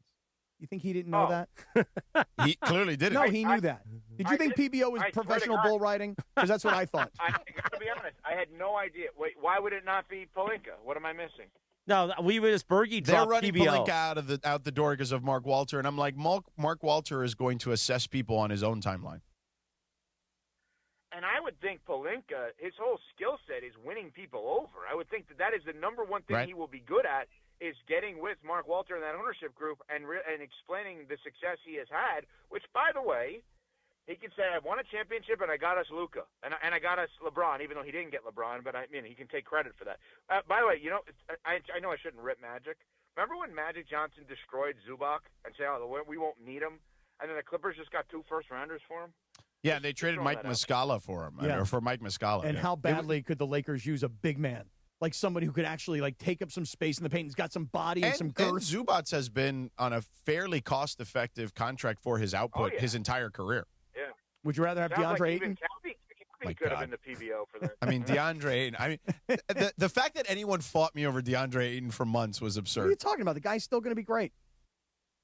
What was it? Wait, Morales said he had something at the end. What was the thing? Instagram related. Oh, so Carvo Saisu, our digital content and social media manager, Sunday, we're at Yamava for our Super Sunday watch party. We're all getting ready, and Carlo comes over and he goes, have you talked to Evan? I go, well, not today. I said, I think he sent a text about a 5K or something. He goes, look at his post on Instagram. We got to teach him how to do group photos. Because you had made the mistake. I took that down. It was a disaster. Because then, like, people's heads got cut off because with Instagram, when you do group photos. It's shorter, yeah. You got to line it up. You got to have the kids show you how to do that, man. Have the great Rob Lorenzo show you how. Within 3 seconds of me posting that, he texted me, and I said, this is too difficult. I took the whole thing down. I didn't put it back Smart up. man. Good man. That's what I would do. I can't do this. Yeah. I can't do it. And by the way, there was only one person whose full body shot was in there. That's Nuno, our producer, because he's so short. He's small, right? Yes. Yeah.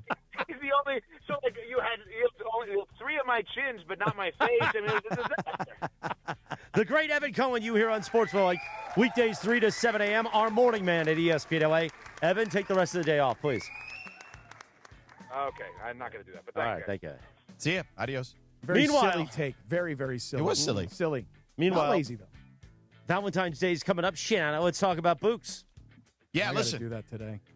You haven't done it yet? I got to do it for my mom. Me too. You got me guilted yesterday. You're like, hey, did you send your mom any Books? And I did last year. And if I now don't send her this year, like what was last year a good Mother's Day gonna or be a good like Valentine's Day? She's gonna like Bubala. Right. What happened? Right. Why didn't you send me Books flowers? Stephanie is all handled. And there's a lot of Valentine's Day stuff, but I mean, Mom was putting lotion on my feet while I was in a coma last year. I got to take care of Valentine's Day. Yeah, absolutely. There's no question about that. Listen, quick PSA. Don't be like these guys and forget Valentine's Day flowers. That's not the move. Trust me. This is why we go to the Books Company every single time. Books is short for bouquets. It's spelled B-O-U-Q-S. Go to Books.com. They deliver modern bouquets, fresh to your significant other, your mom, your aunt, your uncle. I mean, anyone. Dad. I want to say flowers for dad, too. Why not? All right? Plus, with our code ESPN, you get 25% off. Books flowers are cut fresh from the best farms in the world, okay? So you get bigger, brighter blooms that last way longer, okay? And the best part, Books makes it easy. Even Neanderthals like these guys can do it, okay? Well, I mean, you could. We think. Right, you can. You just have not, okay? But you can, and you can still do it right now. All you do is go to the website, Books.com, pick the bouquet, the delivery date, and you're done. No last-minute panic. So get on it, because that's why Books has over 50,000 5-star reviews. And listen, if they tell you don't get me anything, that doesn't mean no flowers. Flowers still score every time. Valentine's Day is February 14th, right around the corner, kids, okay? 4 days away. You better get on it like ASAP. The big game is over. Don't fumble this. Go to Books.com. Use the promo code ESPN for 25% off. That's BOUQS.com, promo code ESPN. Books.com, promo code ESPN. Cap, you know what we should get my mom for Valentine's Day? What, we? Some Vaporub? You and me? Get her a picture of Sedano. Oh, she would like that. She'd be really happy with that. Yeah. The Sedano and Cap Morning Show. The fun and frivolity continues 3 minutes from right now. Sucker.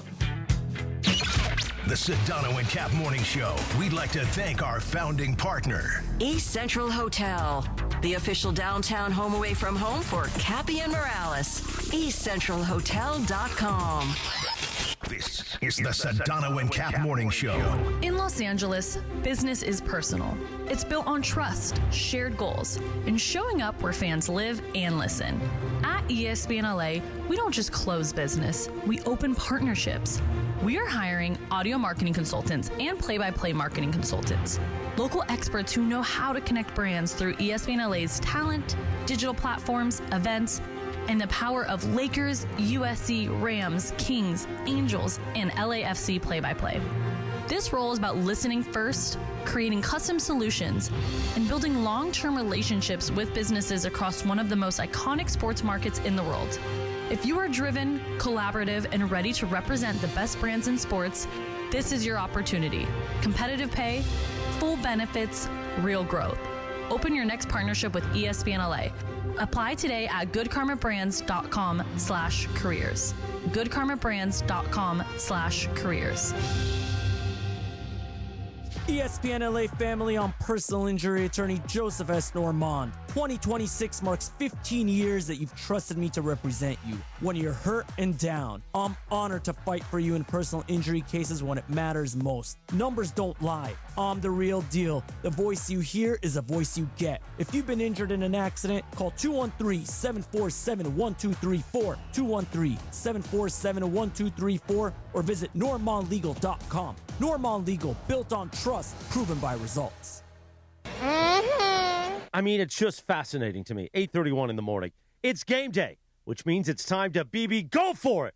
Listen to Mason in Ireland today for your chance to play. When you hear the cue to call, be caller number 7, and guess which team scores the first 3-point basket of the game.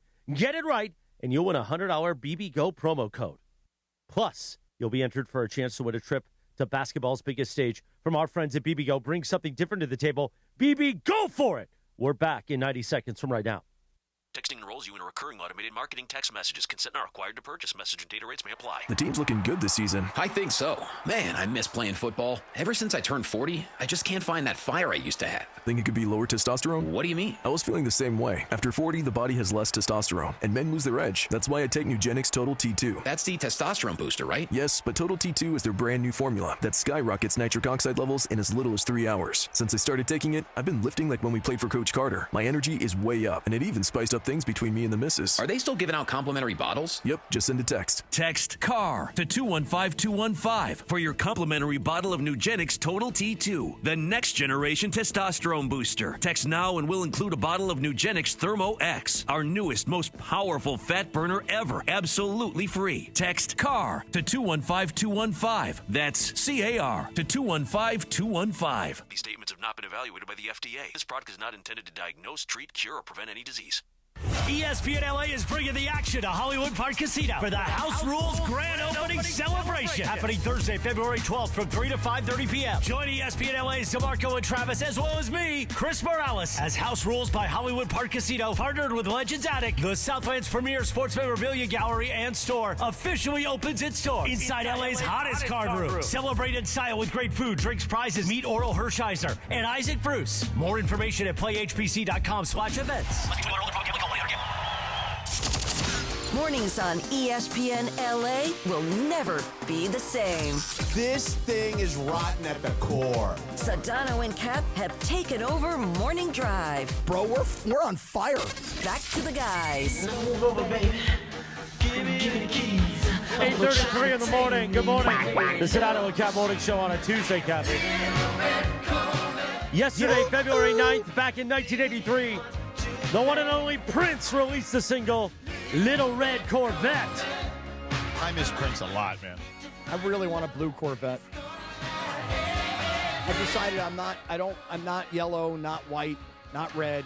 I want that new cool blue color they got. You know? When are we going to go and test drive? Soon. Nick. Doobie-doo. Doobie-doo. Really? Yeah, I turn everything into like a little You're doing that for a sort Prince of number. song? Yeah, yeah. Hey, Greg, let me ask you a quick question. Yeah. Who did you say? Greg. Oh, I didn't hear you. Because he's doing doobie doobie doo. Yeah, I'm busy. Are you comfortable with where the UCLA Bruins are potentially in the March Madness bracket? Because I've seen them in like either the 9-10 line, but could potentially fall to the first 4 in line at 11. They could vary, and then now they have a tough stretch coming up. I think they have Michigan. They have Michigan this weekend, then Michigan State. Michigan is one of the best teams in the country. Yeah, and they have our guy Adai Mara, who was at UCLA last year, and then went over to Michigan. Yeah. So it's then after Michigan State, I think it's Illinois. So another top 10 Illinois. team. Yeah, Illinois is probably like the 5th best team in the country. These next 3 games are going to either knock them out of the tournament into the first or 4, boost their resume, or fully boost them into a top tier. So I think they're a very good offensive team. Their defense is not very good at all anymore, which is odd for a Mick Cronin team because that's really what he stresses. Yeah. And they just kind of crumble down stretches when that's usually their best spot. Yeah. So, Cappy, just so you know. Tell me. Because I know you haven't watched a second of college basketball. Wait, hold on. I did see Kansas last night beat Arizona. knock off Arizona. UCLA should have beat. They should have beat Arizona earlier in the season. First loss of the year, and Arizona was undefeated. Yeah. So I was paying attention to the top level last night. Okay, good. And by the way, I'll have you know, I have been to one college basketball game thus far this year. Yeah, what? I went to see San Diego State play Boise State. San Diego State, who probably will be in the first 4. Right. I can't wait till you do your bracket this year. Oh, yeah. So it's going to be very educated decisions, you know? January is where I actually start to watch for real because it's conference play. You get a better – occasionally, I was watching some of the – like in November I'll watch the kid from what's his BYU. name? What's that kid's name? Steve DeBanza. Stevenson?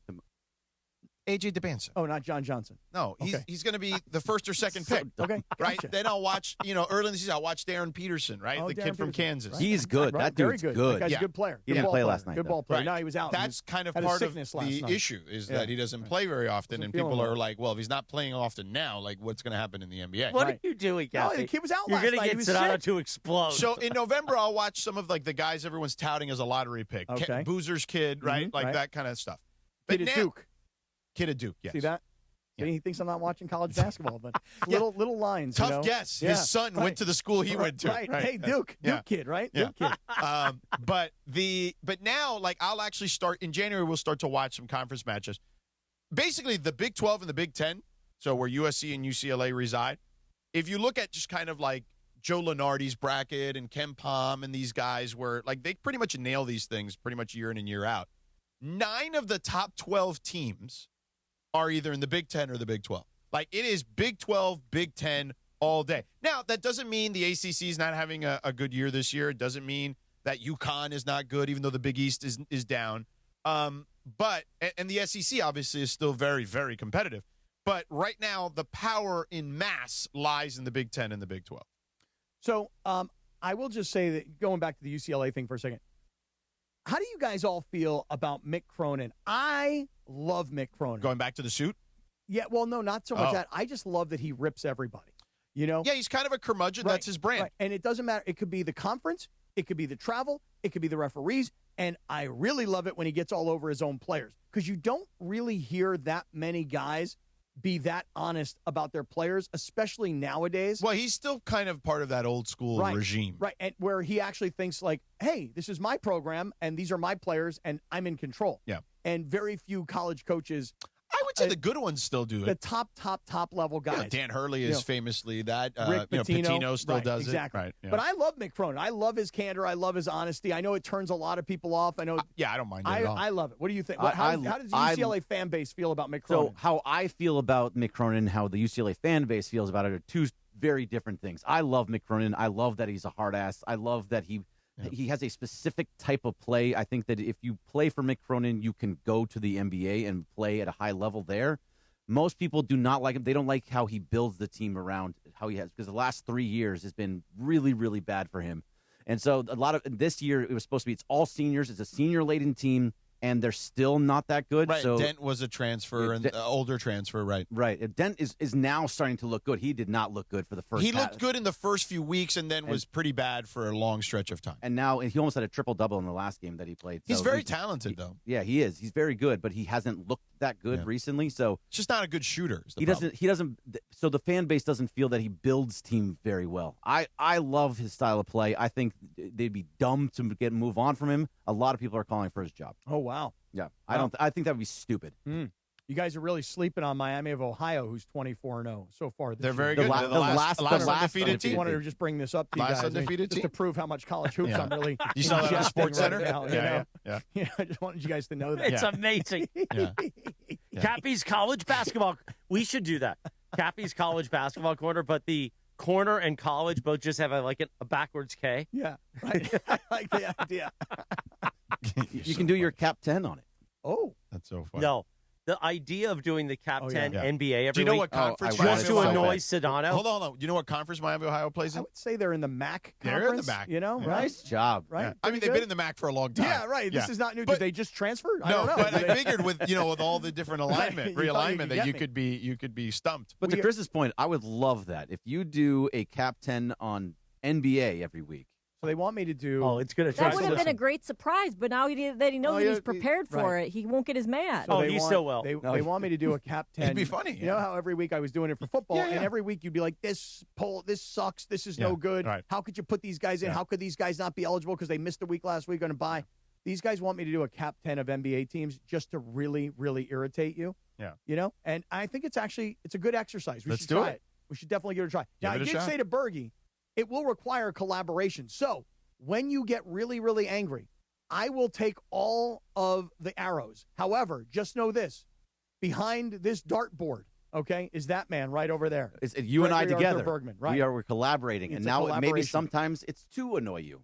Yeah, right. Oh, right. Like Cool. we'll have the Lakers like number 1. You know what I mean? Right. Just to really piss them off. OKC will lose like a game during the week. That's it. Out of the top 10. Right. But I think what you need to do is you need to make it more subtle, because subtlety will create conversation. If you do something ridiculous, it's just going to be like dismissive. Yeah, jerk face. Yeah, right. Then I'll be a simpleton, and that's a lazy Cap 10. By the way, we're working on morning show T-shirts for our VisionWorks event coming up soon. Yeah. We need one that says "Lazy Take" on the back. Yeah, for sure. Definitely. You should do it with the eye test. You know the letters. Yeah. You should put lazy. Oh, that's a great idea. The lazy Yeah. should be big and take should be Exactly. smaller. You know, and then Sedano should be underneath it in tiny little letters. Well, you're going to see our friends at VisionWorks today, Cappy. I sure am. I can't wait, as a matter of fact. And the reason I say that is because I've got this like thing where I'm like overconfident in pretty much everything I do. And as I get older, I've got to start dealing with reality, which is, for example, I didn't want to wear readers because I felt like if I put on readers, I was going to weaken my eyes. Okay, well, now it turns out I need these things, man. I'm telling you right now. Yesterday, I was looking at my phone. I'm like, hold on, I got to get my readers. I go to a restaurant. People give me a hard time because I use my light on the menu. I'm like, whatever, I'll use my readers. The thing is this, I'm going in today to the VisionWorks in Santa Ana. Lindsay and I are going down there together today, and I'm getting my eyes checked by their doctor. They're going to be checking not just for my vision, but also early, possible detection of glaucoma, diabetes, hypertension. It's critical that you get your eyes checked annually. Chris, how about you, man? Well, listen, it's tax time. You're going to get that tax refund. Don't be a scumbag. Don't spend that tax refund on bread baskets and glue sticks. Right, chicharrones. Spread it on your eyes. Right. Be a real man or a real woman. Take care of your vision. And they got the BOGO at VisionWorks, Lindsay. Buy one. Oh, no, 2 pairs, 1 easy decision. That was the thing. Buy one, get one free at VisionWorks.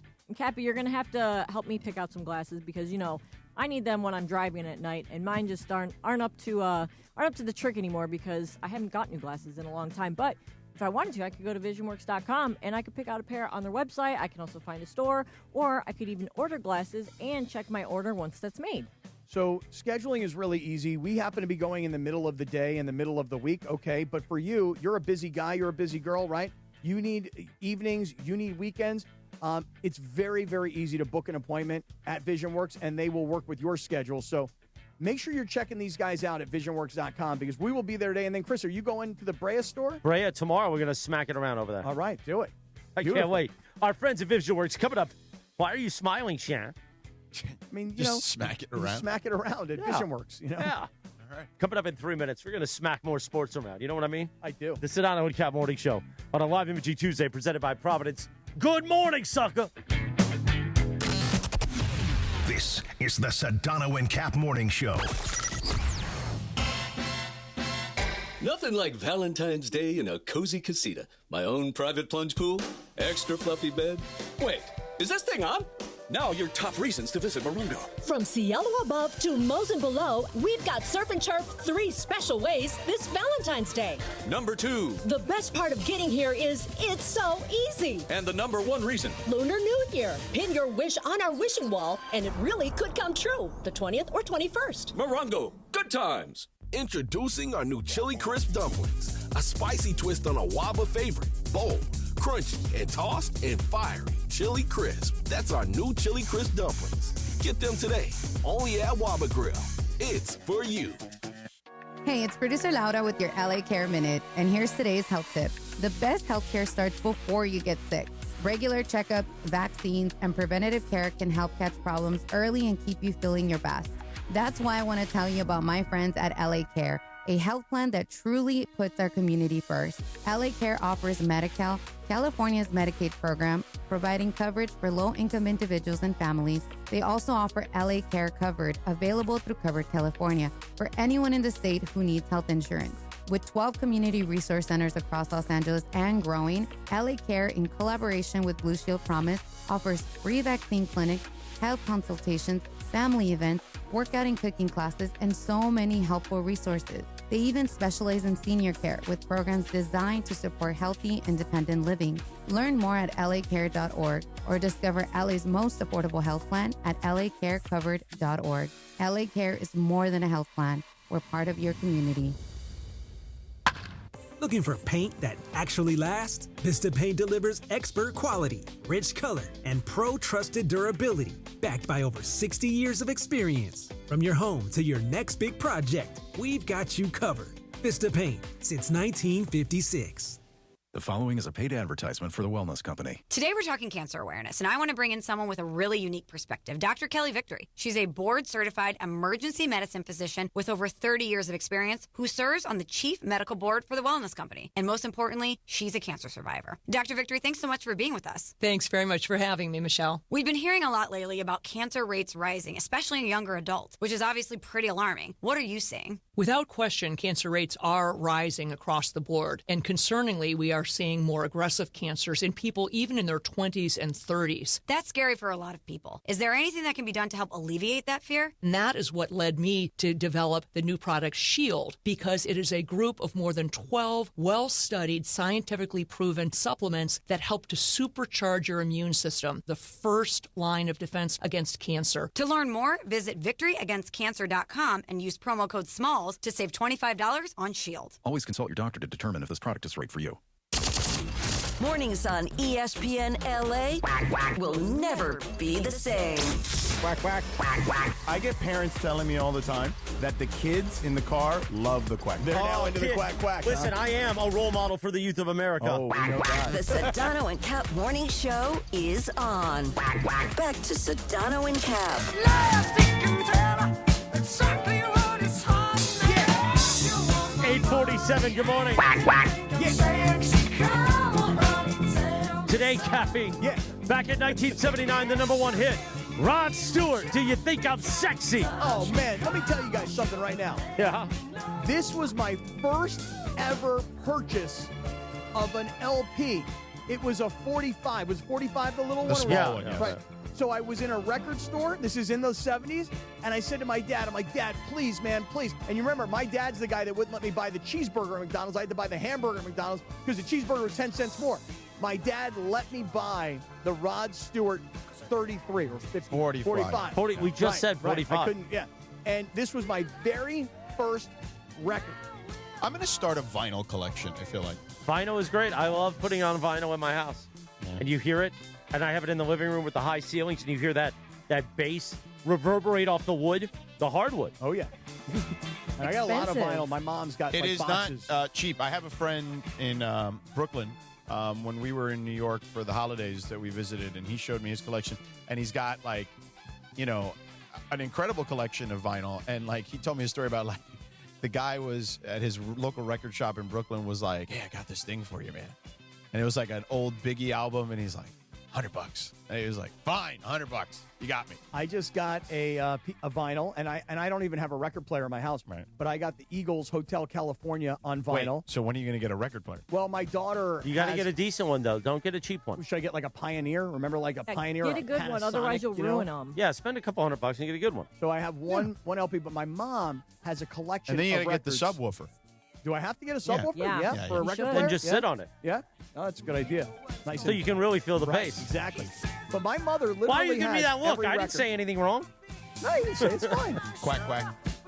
Every record my mother had from her teenage years, she still has. Oh, wow. All the Beatles Yeah. and everything from the 60s that my mom, she still has them, and they are pristine. Oh, wow. And then my dad's got a whole bunch of like old like Lou Rawls, Yeah. you know, and like Wait a Saturday minute. Night Fever. Wait a minute. Yeah.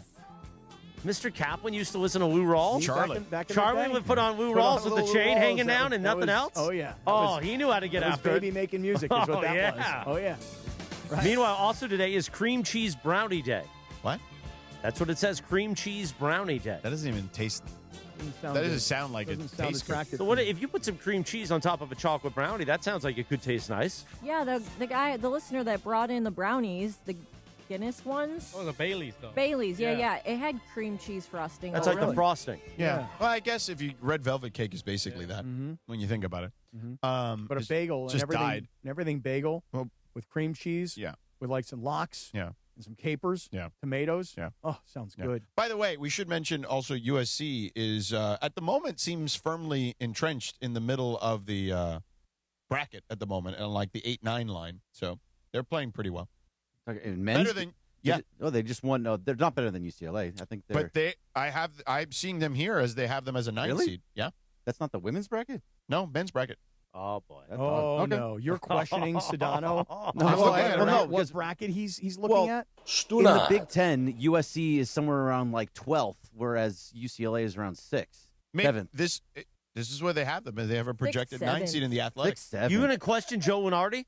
No, I'm looking at the Athletic one. Okay. Lunardi I'll look at too, but I moved that one. I got out of that sound one. though like Bergie did not believe Sedano. It just doesn't. I'll set it they're to like you if you want. 13 and 13 or something like that. Meanwhile, while you ponder brackets, let me tell you this real quick. Join ESPN LA this Thursday, February 12th from 3 to 5:30 p.m. as the DeMarco and Travis show goes live from Hollywood Park Casino for the House Rules grand opening. Meet sports legends like Oral Hershiser and Isaac Bruce. Why are the legends' names not in the copy? Enjoy food and drinks and experience LA's hottest card room firsthand. More info at playhpc.com/events. Hollywood Park Casino. Party and play 24/7. I'll also be there, too. Nice. Man, I mean, why wouldn't you mention the legends' names in the copy? Come on, guys, really. Like, what is this, come on. Tulsa? Right, what are we doing here? They have them, just so you know, they have them playing NC State in the 8-9 game in the South region. I mean, they do. They have. So I'm looking at it right now. They have 8. They're 18-6, where UCLA is 17-7. So. I mean, you thought they were 13-13, but they're also 10 because they're 17-17. 17-7. Okay, thank you. 7. By the way, I'm gonna need another. They have a better overall record. Oh, better overall record. Yeah, they're not good. I gotta read that one again. So we need to print another one. Hey, moving forward, 2 copies of everything, please, for this guy. By 650. By the way, I would not take them against NC State in a matchup like that. No. I'll just read it off the NC screen. State's Don't worry playing about good it. ball right now, as a matter of fact. Will Wade is a good coach. Hey, and they got that big guy, Joe Johnson. He's a nice player, and Steve Stevenson is a nice wing defender. This is going to be your bit every week now. No, what you need, Cappy, do you want to know what the real bit should be? Like this make you actually sound even sort of intelligent. Yeah, tell me. Is all you do is you say what I did. You say like Will Wade. Nice Will Wade coach. and those guys, Nice- they know what they're doing. Nice coach. He's a good coach. Got a good staff. Right? Yeah. He knows what he's doing. He's had some success at Right. LSU. Right. You know what I mean? Like you build it out that way. Right. Yeah, you got to pull it out. Stretch out the bit. After the Dale Brown era, down at Dale LSU. Brown. You know, right? Jesus. Where did that name come from? That was like 30 years ago. Was that a We real used to, guy? Andrew Ashwood used to make us have a lot of Dale Brown meetings. Oh, really? I went to a lot of lunches at Sicily across the street with Dale Brown. Yeah? Oh, man, that guy could put away a chopped salad. Meanwhile, 8:53 in the morning, you know what time it's for. Oh, I double tapped it. Hold on, say it on 3, 2, 1. You know what time it's for. I was watching ice dancing yesterday. Oh, yeah? Wasn't For a it few minutes. fascinating? I mean, Good. I guess. No, you're not The into ice Winter dancing, Games huh? in It was all Milan. right. It is time for our Winter Games update. And producer, Lindsay Baseball. Well, guys, we're getting smoked by all the cold weather countries, as expected, I think, right? Aren't we a cold weather country? No. It's been it freezing. feels like it right now. Freezing in Albany, New York. It's -1 degree. Sure, but I feel like, maybe I'm wrong, but is it like Norway and Switzerland, aren't they known more for being like, They are more Arctic, weather I would say. sports. Yes. And the Alps are over The there, Alps, so there people you grow go, up in Gabby. the Alps, Yeah. skiing, So- snowboarding, whatever. Norway is leading with Olympic medals. They've got 11. 6 of those are gold, 1 silver, 4 bronze. And then Switzerland's got 5, so they're the next best. And then the USA, we've got 5 medals total. 2 gold, 2 silver, 2 bronze, or 1 bronze, and those come in alpine skiing, cross-country skiing, figure skating, and freestyle skiing. Well, but once we get to like the speed skating medals, like that'll be a lot of U.S. teams, right? No, the U.S. has actually not done well. No? Yeah, Switzerland, they swept the last one, the women's final. One of the speed Well, but isn't the skating men's? ones. Don't we have a guy in the men's who's supposed to be a badass too? Yeah, Eric we- Hayden? Not Eric Hayden. Oh.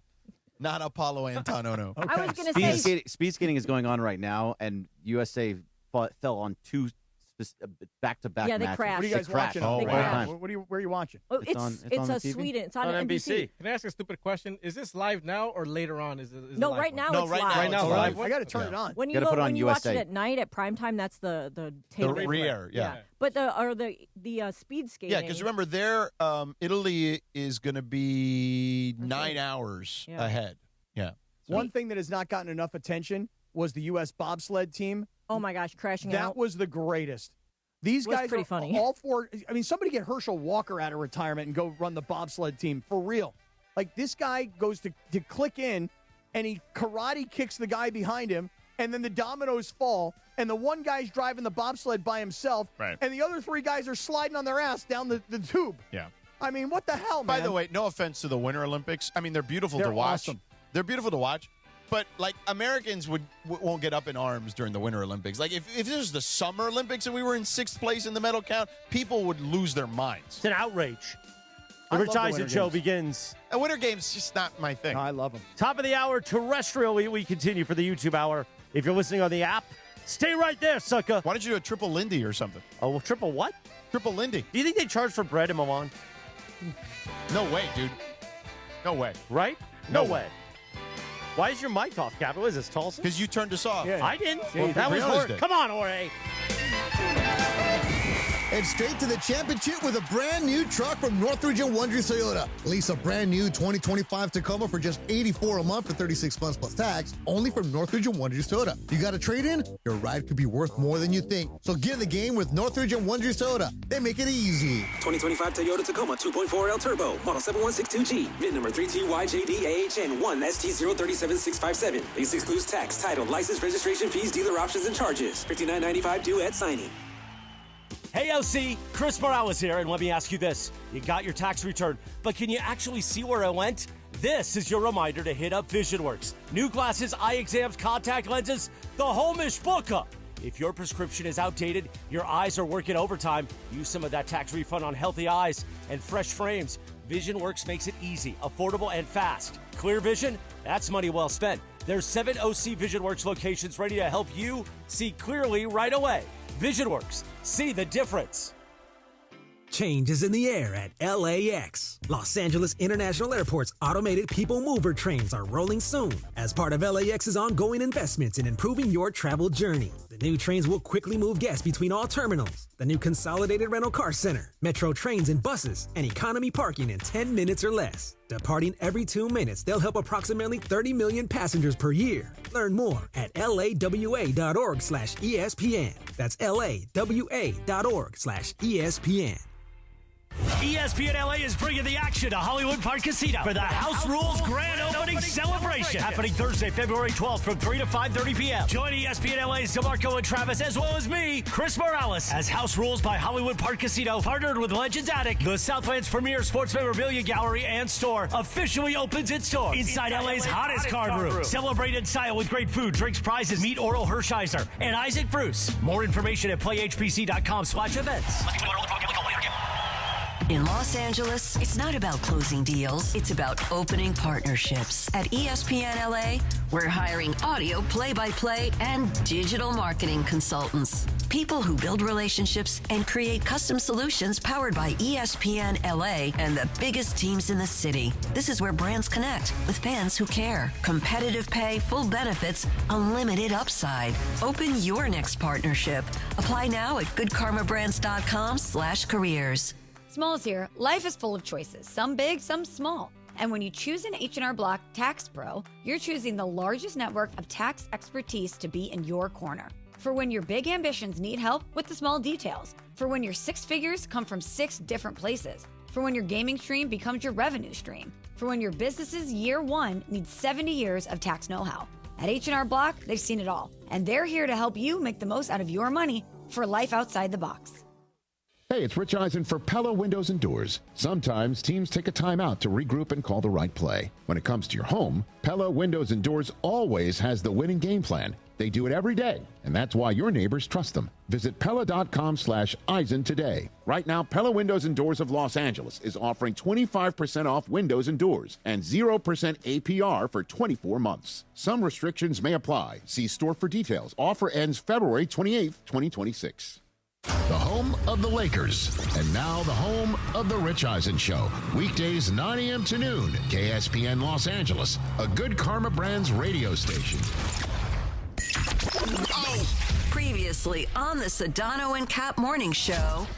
By the way, you are really good this morning. Oh, yeah. You are really good. Did you good. get into the Nespresso in our hotel rooms at Yamava? I've had no coffee this morning. Really? Here's why. Really? I've had 3 cups. Come on, you're kidding me. Already? Oh, yeah, I'm halfway through this one. I got a venti Starbucks waiting for me. I was, it's because I'm very fearful that I won't make it through the first hour. If I put in some coffee. No, it's right over there. You know, bathroom's right over there. There is no doubt a morning scraper is it's on the way. It's coming during the show. Yeah. The Sedano and Kap Morning Show is on the air. The biggest show in ESPN LA history. Here's the nuance. Chris Shula sucks as a DC. God, you're a moron. Okay. God, and a jerk face. Okay. And lazy. It's just so stupid. Like you're boiling it down to the most. Get him, George. To the most simplistic thing, man. It's not just one person's fault. Because as a Rams fan, guess what? I would have liked to win the Super Bowl yesterday, and that looked apparently easy by the Patriots' performance. Correct or not correct? God, look what you've done. Oh God, such a lazy take. A little sabor? Yeah, I don't think people like being called hacks. You're the güero on the radio. No. Giant Mexican, horn section. And Did you have me on your show to berate me? Is that what you're doing now? Give me a freaking break. I'm reacting to Art Bell. Yeah. Midnight in the desert. I'm Art Bell. Scott Kaplan, eat a fat one, bro. The Sedano and Kap Morning Show on 710 ESPN. The all-new ESPN LA app and on YouTube at ESPN Los Angeles. We're bigger than U.S. Steel. Wow, that's crazy. Well, you want to woo-woo? Bit boy. Right now. Monstrous. Beto, I don't want to eat that. We did it, Dad. We did it. You were riding high on the stinger last time. Oh, big time. Right, that's right. Of course we were. Oh, God, such a lazy take. The Bad Bunny thing.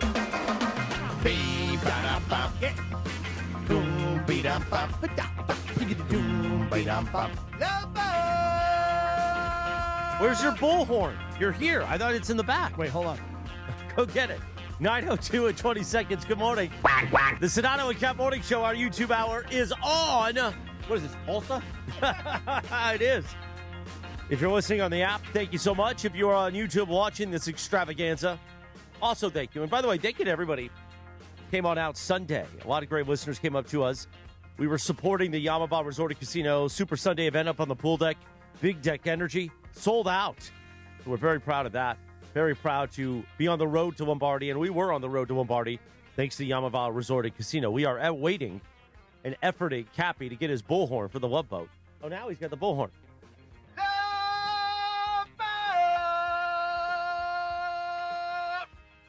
Very nicely done, Cappy.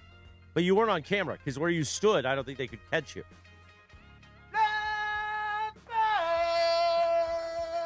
A double Love Boat. What do you think? It's pretty good. Pretty good. Meanwhile, how long do you think you could go love boating? Do you want me to ruin my voice? No, yeah, no, he needs his pipes, dude. How long do you think you could go? You do 30 seconds? Like how long I can just go boat? Right. Like that? Yeah. I mean, no, like it's really full blast. It's love boat. So you have to start with the love, and then you end with the boat. Right. And then you do 30, 40 seconds. What kind of lung capacity you got? I mean, I don't know. I mean, if I needed to push it, I probably could push it. I don't know, 30 seconds. That's a long time. I mean, how long does Andres Cantor do goal? Oh, he goes for like at least 12, 15 seconds. Yeah, maybe? that's a lot. And that guy belts it out. So you should get one of his calls and see how long he goes. By the way, we've got gold medal action, mixed doubles gold medal match. For double, what is it? Pair curling? Couples curling, what is it? Looks like Norway and Switzerland are kicking our ass. But we are battling Sweden for the gold now. Oh, really? And mixed doubles. Mixed doubles curling. Yeah, this is the gold medal game. Cappy and Rachel like mixed doubles. Especially in curling. All right, stand by. Here you go. Here's Cantor.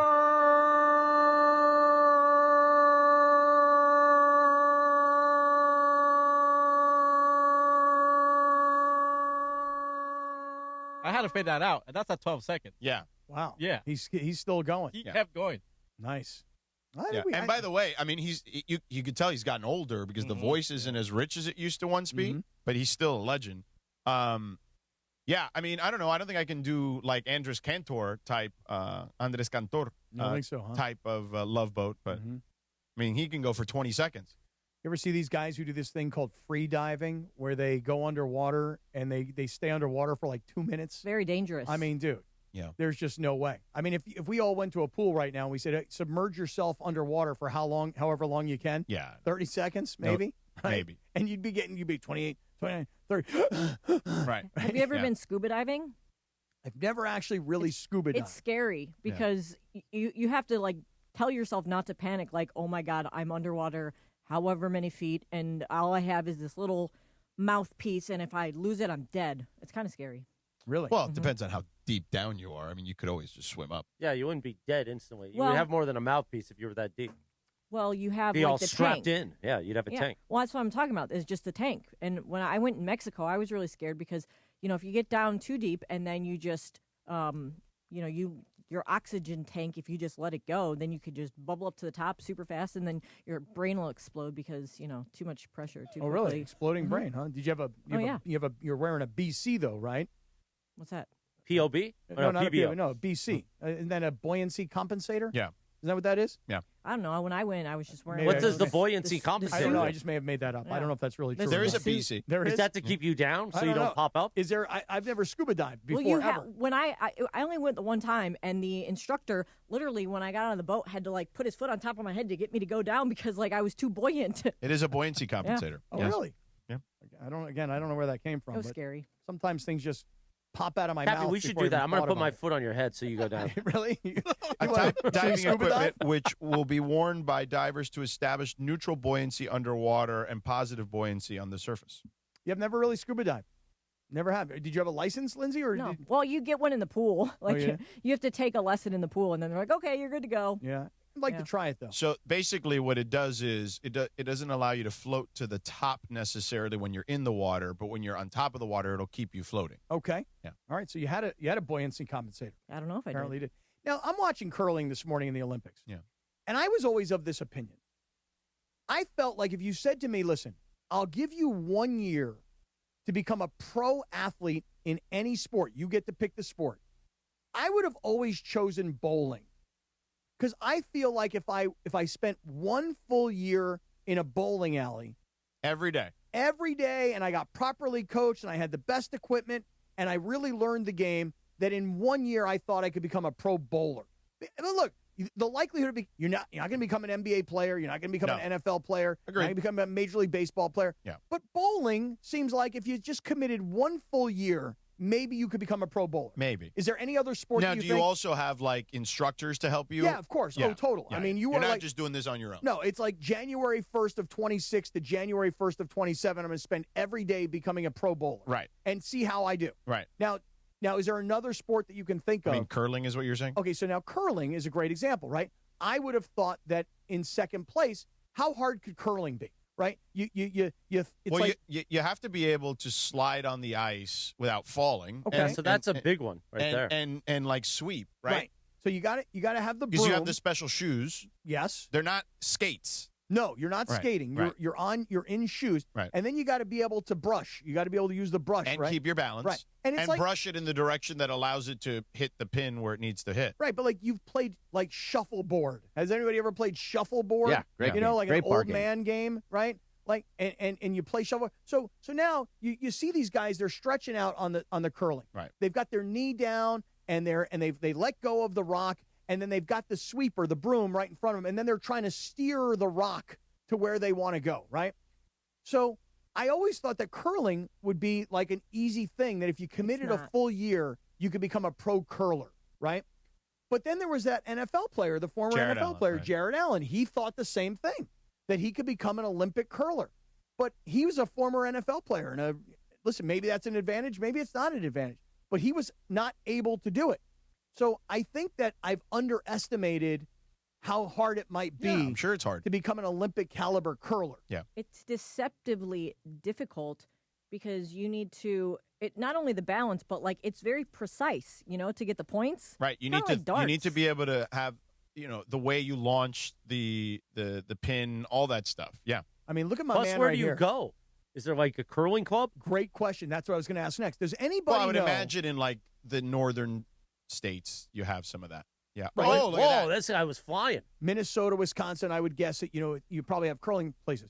Does anybody here know? Is there anybody anywhere in L.A. that currently curls? Hey, use Google for that, Cappy. Great call. Great call, Lindsay. This new thing, Google, I'll bet you I could find that really quickly. They call it chess on ice. Okay. Because of how complex and tactical the decision making is. Okay, so is there So here's some curling academies, high performance clinics in the U.S. Kevin Martin Curling Academy in Massachusetts. Okay. Oh. There's one in Charlotte, North Carolina. Hot Shots Curling Camp. Ooh, Hot Shots I like Curling that name, Camp. yeah. There's one in Vegas. Oh, Curl Vegas. Cappy, we should go. Okay, good idea. Facility hosting clinics and USA Curling Arena Nationals apparently are there.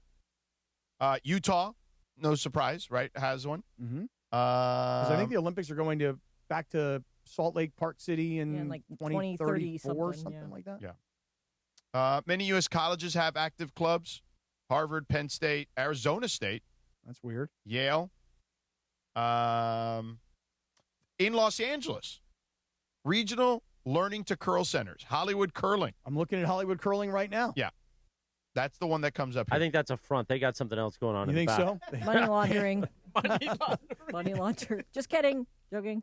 Welcome to Hollywood Curling. There it is here. I see the website. New leagues are here. I think we should let's go, Cappy. Totally try to do this. You ready for this? New leagues start on February 9th. The sign-up starts on February 9th, and the league begins on March 1st. No, we can't join a league because we'll get our ass we kicked. got to just go. No, he's got to go and do it. There's a beginner league. No.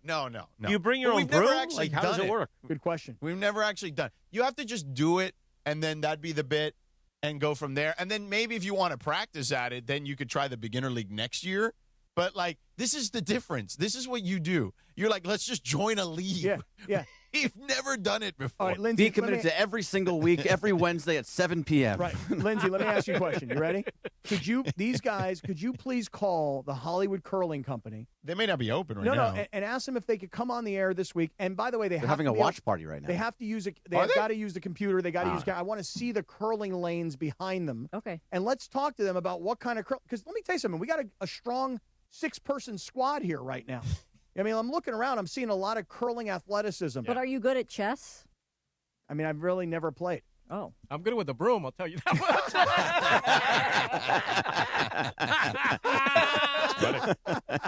I mean, I feel like I'm decent on ice, and I felt like I used the broom or the shovel at the Kings game a couple weeks ago. So I'll comp the shovel. Samboni should join us in this one. Yes, right? Samboni would be great. I don't know how many people are on a curling team. Yeah, I don't either. But we're going to need Looks bench like in players. this, too. But this is mixed curling, yes. We need bench players, though, because there's going to be a night where Sedano's up in Golden State doing a basketball game, and we need somebody to fill in for Sedano. Right. Well, you want to know an interesting nugget about curling? So I was reading this story that Rachel Nichols had about the U.S. curlers, and she's on the board of directors for USA Curling. Rachel is? Yeah. Get out of here. Yeah, text her and ask her about it. She tweeted that herself. I was She's reading on the board story. Of directors, huh? Yes. Oh, you better hope this is right, Lindsay, because he's going to the She tag. literally tweeted it. Going directly to the source. Wow. Yeah, FaceTime FaceTime. FaceTime Rachel Nichols. I don't FaceTime her. Hold on. This could go really well or really poorly. It's a big shot, Cappy. Look, watch it. This is a big shot. The last one for curling. Yeah, look how fast he's brooming. Yeah, I can do that. Look how. Oh, you can do that. Hit that. Oh, Right. you knocked it out. That was a great shot. It was a combo. How do you know it was a great shot? Because it knocked out the red one and put the yellow one in the middle. Oh. Yay, Team USA. Yeah. Oh, and they're in Duluth in They're Minnesota. They're in Duluth, Look, Minnesota. And they're cheering. They are going, that lady's already drinking a Bloody Mary. Well, you're watching curling. It's noon there. Yeah. Right. What else you got to do in Minnesota in the wintertime? I don't know, but I'll tell you this right now. This Hollywood curling, this could be for us. All right, George is texting Rachel Nichols. And what did you say to her? Let me hear what you said. Okay. I mean, I can read it back to you. Give me a sec. Hi, random question. We were talking about curling on our show this morning. Are you really on the board of directors of curling? Telling you she is. Okay. We'll find out when she texts back. I recently texted somebody and didn't realize that they had changed their number. So let me tell you guys what happened to me. So you text. The true story. I can't even imagine what this must have been like. You guys are going to love this. I'm all ears. You're going to love this, right? So it's Friday afternoon last week in San Francisco. I'm leaving Radio Row, and I see a friend of mine.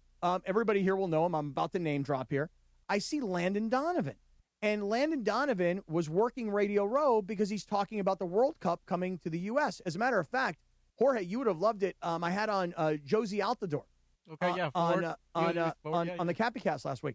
So I send a text to Landon Donovan, and I took a picture of myself. Landon was being interviewed by CNN, and I was going to wait for him to say hello. So I took a picture of myself, and Landon's in the background. So I send this text to Landon. Now, keep in mind, I want to just prepare you guys with this story. I have not been able to receive a text back from Landon Donovan since March 4th of 2023. Wow. And I've texted him a few times, and I'm like, he doesn't get back to me. And my natural default in life is... Did I say something about it? Of course. Is that if somebody doesn't return my text, it must mean that I must have said something bad about them on the radio, and they're mad at me. Yeah. But I don't remember ever saying anything bad about Landon Donovan. Right. So I sent him a text, and I took a picture of myself, and he's in the background, and I write, looking good. That's all. Just looking good, right? I get a text back. Oh, good. He's finally going to text me back, right? I get a text from Landon. You get the bubbles. I get a text from Landon Donovan, and here's what it says. Just a heads up. This is no longer Landon's LA's #1 custom lighting company, Christian Smith Lighting. So here I have been not getting a return text from Landon Donovan. Do you need some lighting? For the better part of 3 years. Now, yes, I do, as a matter of fact. Well, did you tell him you could be their endorser in L.A.? I could become the spokesperson for Christian Smith Lighting. Now, is there a possibility that he just doesn't want to talk to you and said that? Okay, fair point. Very that fair would point. Be amazing. It'd be incredible. That'd be awesome. Like he finally returns my text after 3 years. Yeah. Because again, we were close. Yeah. And I'm like, I don't get it. Did I say something? Is he mad at me? I can't understand why he won't return my text. Turns out that he changed his phone number. And by the way, who changes their phone number? Like I've had the same phone number 25 years. There's a million reasons you would change your phone number, but so this person says, hey, just a heads up, no longer Landon's phone number. Yeah. And I can only imagine how many texts this person must have received. Right. I mean, he's kind of a popular guy. Right. So then I call another. Because they clearly knew you were trying to get to Landon. Right. So because I took a picture of him. There he is. He's in the background. So I wind up calling another common friend of ours. I go, hey, man. I said, I'm trying to get a hold of Landon, but I don't know, man. I got a message that it's not his phone number anymore. So this guy says to me, oh, no problem. Here's his phone number. So I texted Landon thereafter, and then boom, he got right back to me. I was like, bro, I thought you were mad at me for the last 3 years. You haven't returned my text. Like, it turns out you changed your phone number, you pain in my ass. Did you still send the picture? I did. Yeah. I did, because you know what? He got this new hair thing going on, you know? Yeah. So he was bald, and he was uncomfortable with his baldness. So then he very publicly went to get a hairpiece. Right. And instead of like trying to just fool everybody, like show up one day on a game broadcast and all of a sudden he got hair, he actually showed the whole world. I was very insecure about it, and I went and fixed it. Yeah. So he's looking good. Did he go to Turkey? Because that's where people go now. Is that right? In L.A., you can get a lot of... But they say the best is in Turkey. Really? That's where the people go, yeah. The best hair piece? I have a friend whose mother went to Turkey. That the capital of plastic surgery in the world would not be able to put together good hair. Apparently Turkey's the place. I don't know. I just don't want him to have one of those wig situations where that boxer got his wig knocked off the other day. No, but nowadays, I mean, they put real hair right into your scalp, man. I don't know, man. And then you see like these fight videos where girls rip each other's weaves off and stuff. Yeah, I that's don't want a that little to happen. The to fight him. video was hilarious. You know? I did that to somebody once. Yeah. You ripped a girl's weave off? Yeah, well, she had one of those like clip-in ponytails. Yeah. And we got into a fight at Panini's, and I punched her, and then I ripped her fake ponytail off, and it was on the floor. Panini, like as in like a sandwich company? Yeah, it was a bar, like a sports bar. And why did you've gotten into a lot of fights, Lindsay? Why were you fighting this girl? Stupid. What was it over a guy? Yeah. Yeah. And then did you know that she had the fake ponytail and that you wanted to rip it out of her hair? No. Or you just accidentally it just ripped happened. it? Oh, really? I didn't know it was fake. Oh. And did she punch you at all, or No, did you win this fight she was easily? Tiny anyway. Really? Yeah, she thought she was badass. She wasn't. And then you beat her down, huh? I did. You taught her. I didn't need to beat her down. I just punched her a couple times, and it was over. Oh, really? Yeah. Wow. Wow, you got a real violent streak. I have an anger problem. You do. I'm sure you've noticed. I mean, thankfully it hasn't gotten physical yet, but I will tell you this, I will back down immediately, just so you know. It has definitely calmed down quite a bit, especially since I moved here, so, you know. Yeah. If you and I square off. I would say the weather changes you. Yeah, I think so. Yeah. If we do square off, though, I will back down. Having spent the last 3 weeks back and forth from the East Coast, I can tell why they're always angry. Yeah, because it's so gloomy all the time. It's miserable. See, you and I did not grow up that way because we grew up in one of those places that, kind of like this, where it's sunny all the time and warm. Nice. Yeah, but I get the Northeast port. I lived there for 3 years, and man, it was basically, it's actually nice. Like people say, oh, but it's nice, the seasons. No, it's not. That's overrated. Give me a break. I don't need the seasons. The reality is this: fall is nice. Even the beginning of winter's nice because it's Christmas, it's New Year's, whatever. I would say that for me, when I lived in the Northeast, those 3 years, basically whenever the national championship game happened, up until May 1st, because sometimes even April's miserable. It was bad. Those were the months that I wanted to oh man, I need to get the hell out of here. Yeah, it was always that time of the year where the clocks change and it gets dark at 4 o'clock in the afternoon. Yeah. And before you know it, it's dark and it's freezing, and you're like, what in the hell just happened? I mean, it gets dark here at like 4:30, but it's nice. But we're getting are we getting to like 5:30 now? Yeah, Like, but originally it's always like 4:30, 4:45. My dad's birthday is April 20th, and he was born in a snowstorm. So Your dad's birthday is 4/20? It sure is. That's awesome. Yeah. Yeah. I mean, Does he listen. toke it up? How many times? Probably. I'm sure he does. How many times have we seen baseball being postponed early in the season? You know, in some of these cities. Mm-hmm. All I want to know is this: are we going to get the people from the Hollywood Curling? Are they on?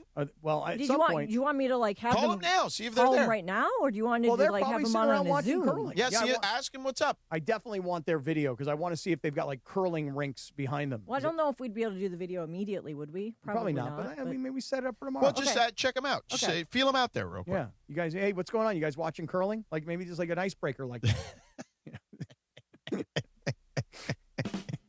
Hey now. All right. So, Cappy. Yeah. This Matthew Stafford statue thing. How do you feel about it? I'm so glad you bring this up. Yeah. Because TMZ a couple days ago caught up with Stan Kroenke. Yeah. And you really don't ever see or hear from Stan Kroenke. Never. We were talking about it just the other day. He's such a brilliant owner, and I say it like that because he's out of sight, out of mind. He's got guys who are front-facing. Right. Kevin Demoff is the face of Kroenke Sports. Correct. And Stan don't want to be bothered. But somehow, some way, I don't remember even where it was, one of the TMZ guys catches up to Kroenke. Right. And Stan was very friendly. Yeah. Very nice. Great stash, by the way. Yeah. And they asked Stan Kroenke, will Matthew Stafford get a statue at SoFi Stadium? Yeah. Can we hear that? Stan, Ramley, has I gotta ask, has Matthew Stafford earned SoFi's first statue? Well, we'll see. I mean, what an accomplishment. This guy's something, isn't it? Yeah. How did that feel to? Let's go win one next year. Hey, is that will that seal the deal? We'll see. Hey, we'll see. Hey, I think that's a good move right there, Stan. I love how the guy introduced himself. Hey, Ramley. I just want you to know I'm with you, man. I'm you and me. So at least just give me a 30-second soundbite here. Yeah. And here's he said we'll see, which we'll see. Okay, but hold on. I'll ask everybody here.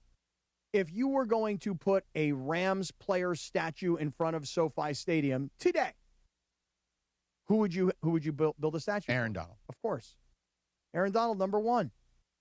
Matthew Stafford, obviously great player and had an MVP year and has won a Super Bowl. But that's why he was non-committal to it. Yeah, right. But I think here's how Stafford gets a statue at SoFi Stadium. And by the way, gets the first statue at SoFi Stadium. By winning a Super Bowl twice at SoFi Stadium. Yes, George. Yes. What, are you in my head right now? I am. You are? Yeah. It's weird. Yeah. That could have happened, but you know what happened? No, but it could have happened this year. No, but wait, you're not listening to what Cappy and I are saying. He will have won both Super Bowls at SoFi Stadium. I get it.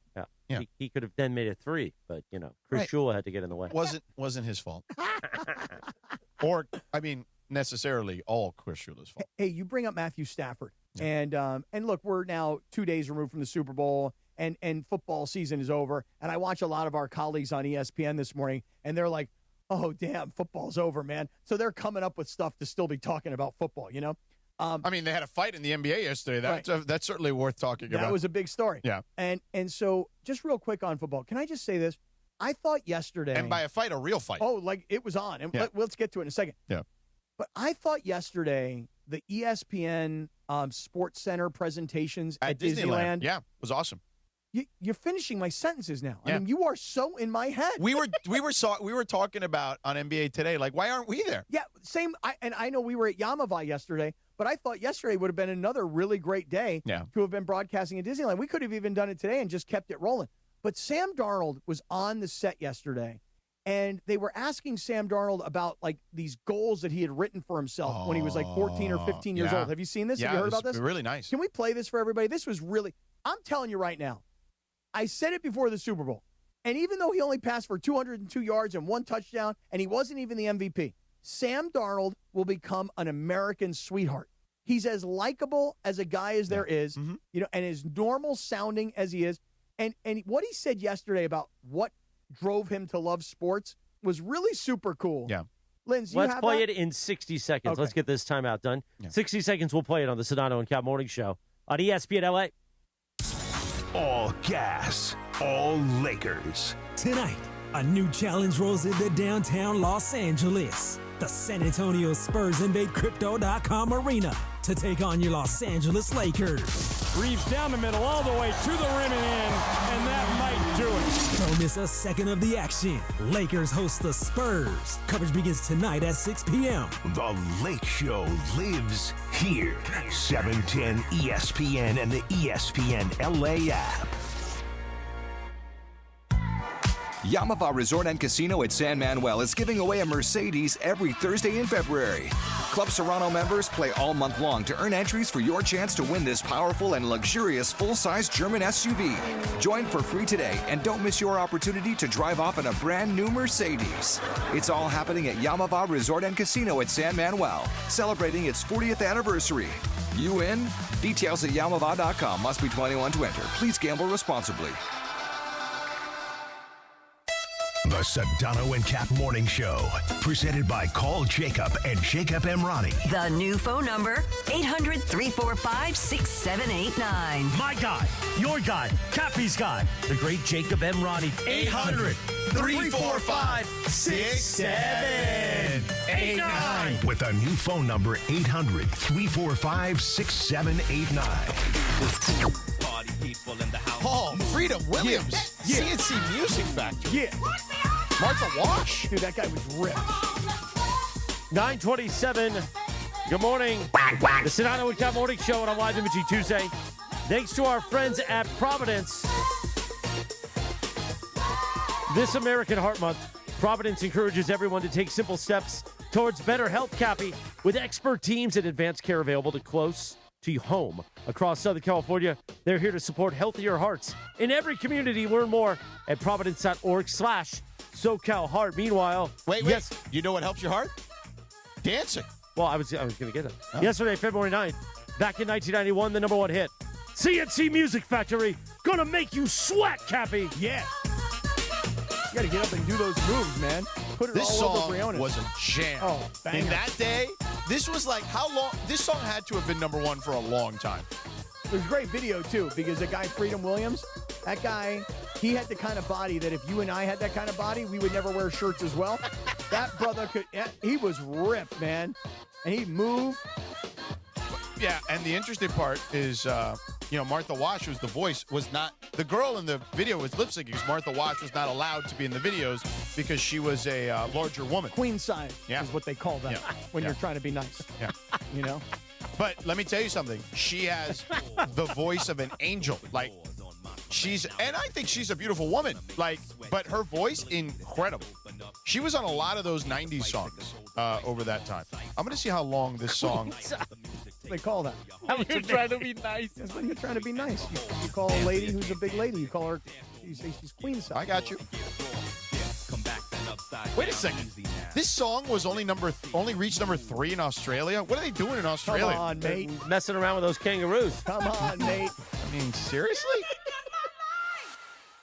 Oh, there he goes. There he goes. Now Morales has got. Oh, yeah. Now. Yeah. Briones, boy, he took us all over him, man. Got to change jackets after the show. I'm getting used to it, dog.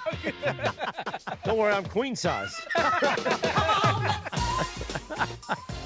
Trying to find out how long. Let me see. Yeah. Good song. Still good. Sweat. Also, let me tell you this. What's on tap today on ESPN LA? The Lakers take on the Spurs tonight at home. The Toyota Lakers countdown with Beto Durant starts at 6 p.m. with tip-off at 7:30. Hear it on your afternoon drive on 7:10 a.m. or in crystal clear digital audio on the all-new ESPN LA app. Brought to you by Michelob Ultra, a superior taste worth playing for.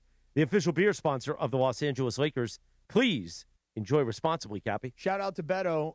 Tuesday, 1 week from today, it will be my birthday. And I will work on my birthday because people who don't work on their birthdays are a bunch of losers. And even though I've taken my birthday off for the last 5 years. Only 2 weeks is number one. That's embarrassing. I don't feel like that's... What about the R&B chart? Well, this was right, the overall chart. I'll take a look. I'll dig deeper. So Beto, me, Sedano, and everybody's invited, by the way. Are we going to Paramount? We're going to go to Paramount to get our haircut. Now Is that done? Well, I've said to Beto, you got to confirm because George and I are both in. And then, Chris, I don't know if you saw this or not. You mentioned that the Bad Bunny halftime, he mentioned a taco shop, which is only like 10 minutes from here in downtown Via's LA. Tacos in Highland Park. Did you see the line there yesterday? Yeah. Oh, dude. It's amazing how, I will just give credit where credit is due.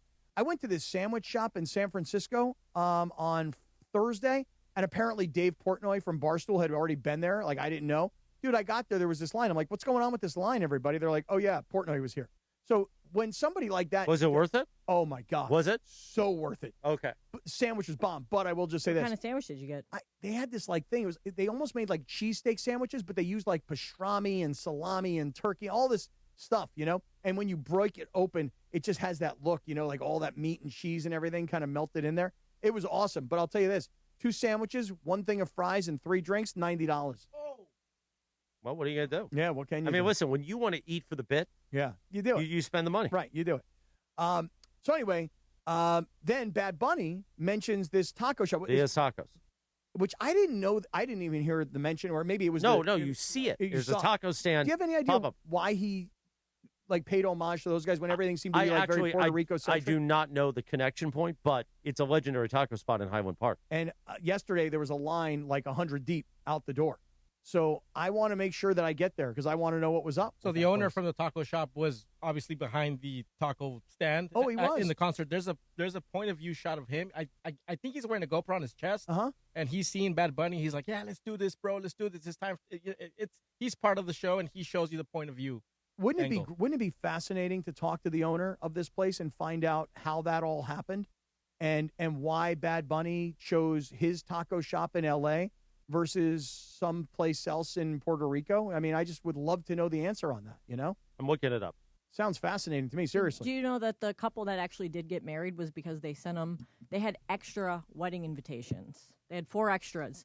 And so they sent them to some random people, and Bad Bunny reached out to them, and they thought they'd get a signed picture or something, but he reached out to him and set up a Zoom call. And I believe they're from Covina. Yeah, right and that's how Yeah. that happened. They went on a Zoom call, and they're like, so how about you perform or you have your wedding at the performance? Yeah.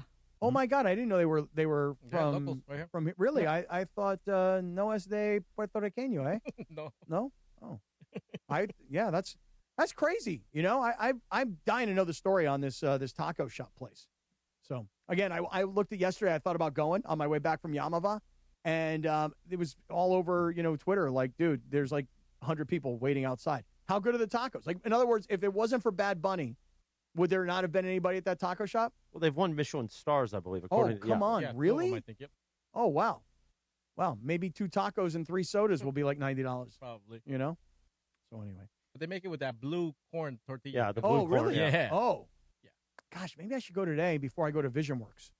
No, don't do that to the Vision. That's you'll a good be point. in line for a long time, wouldn't you? I'll be at VisionWorks going, do you guys have a restroom I could use here? And they're like, well, we only have one for employees. And I'm like, oh, that will work for me. And they're like, yeah, but we've heard about the things you do. No, we only have one for employees. Can I get an application?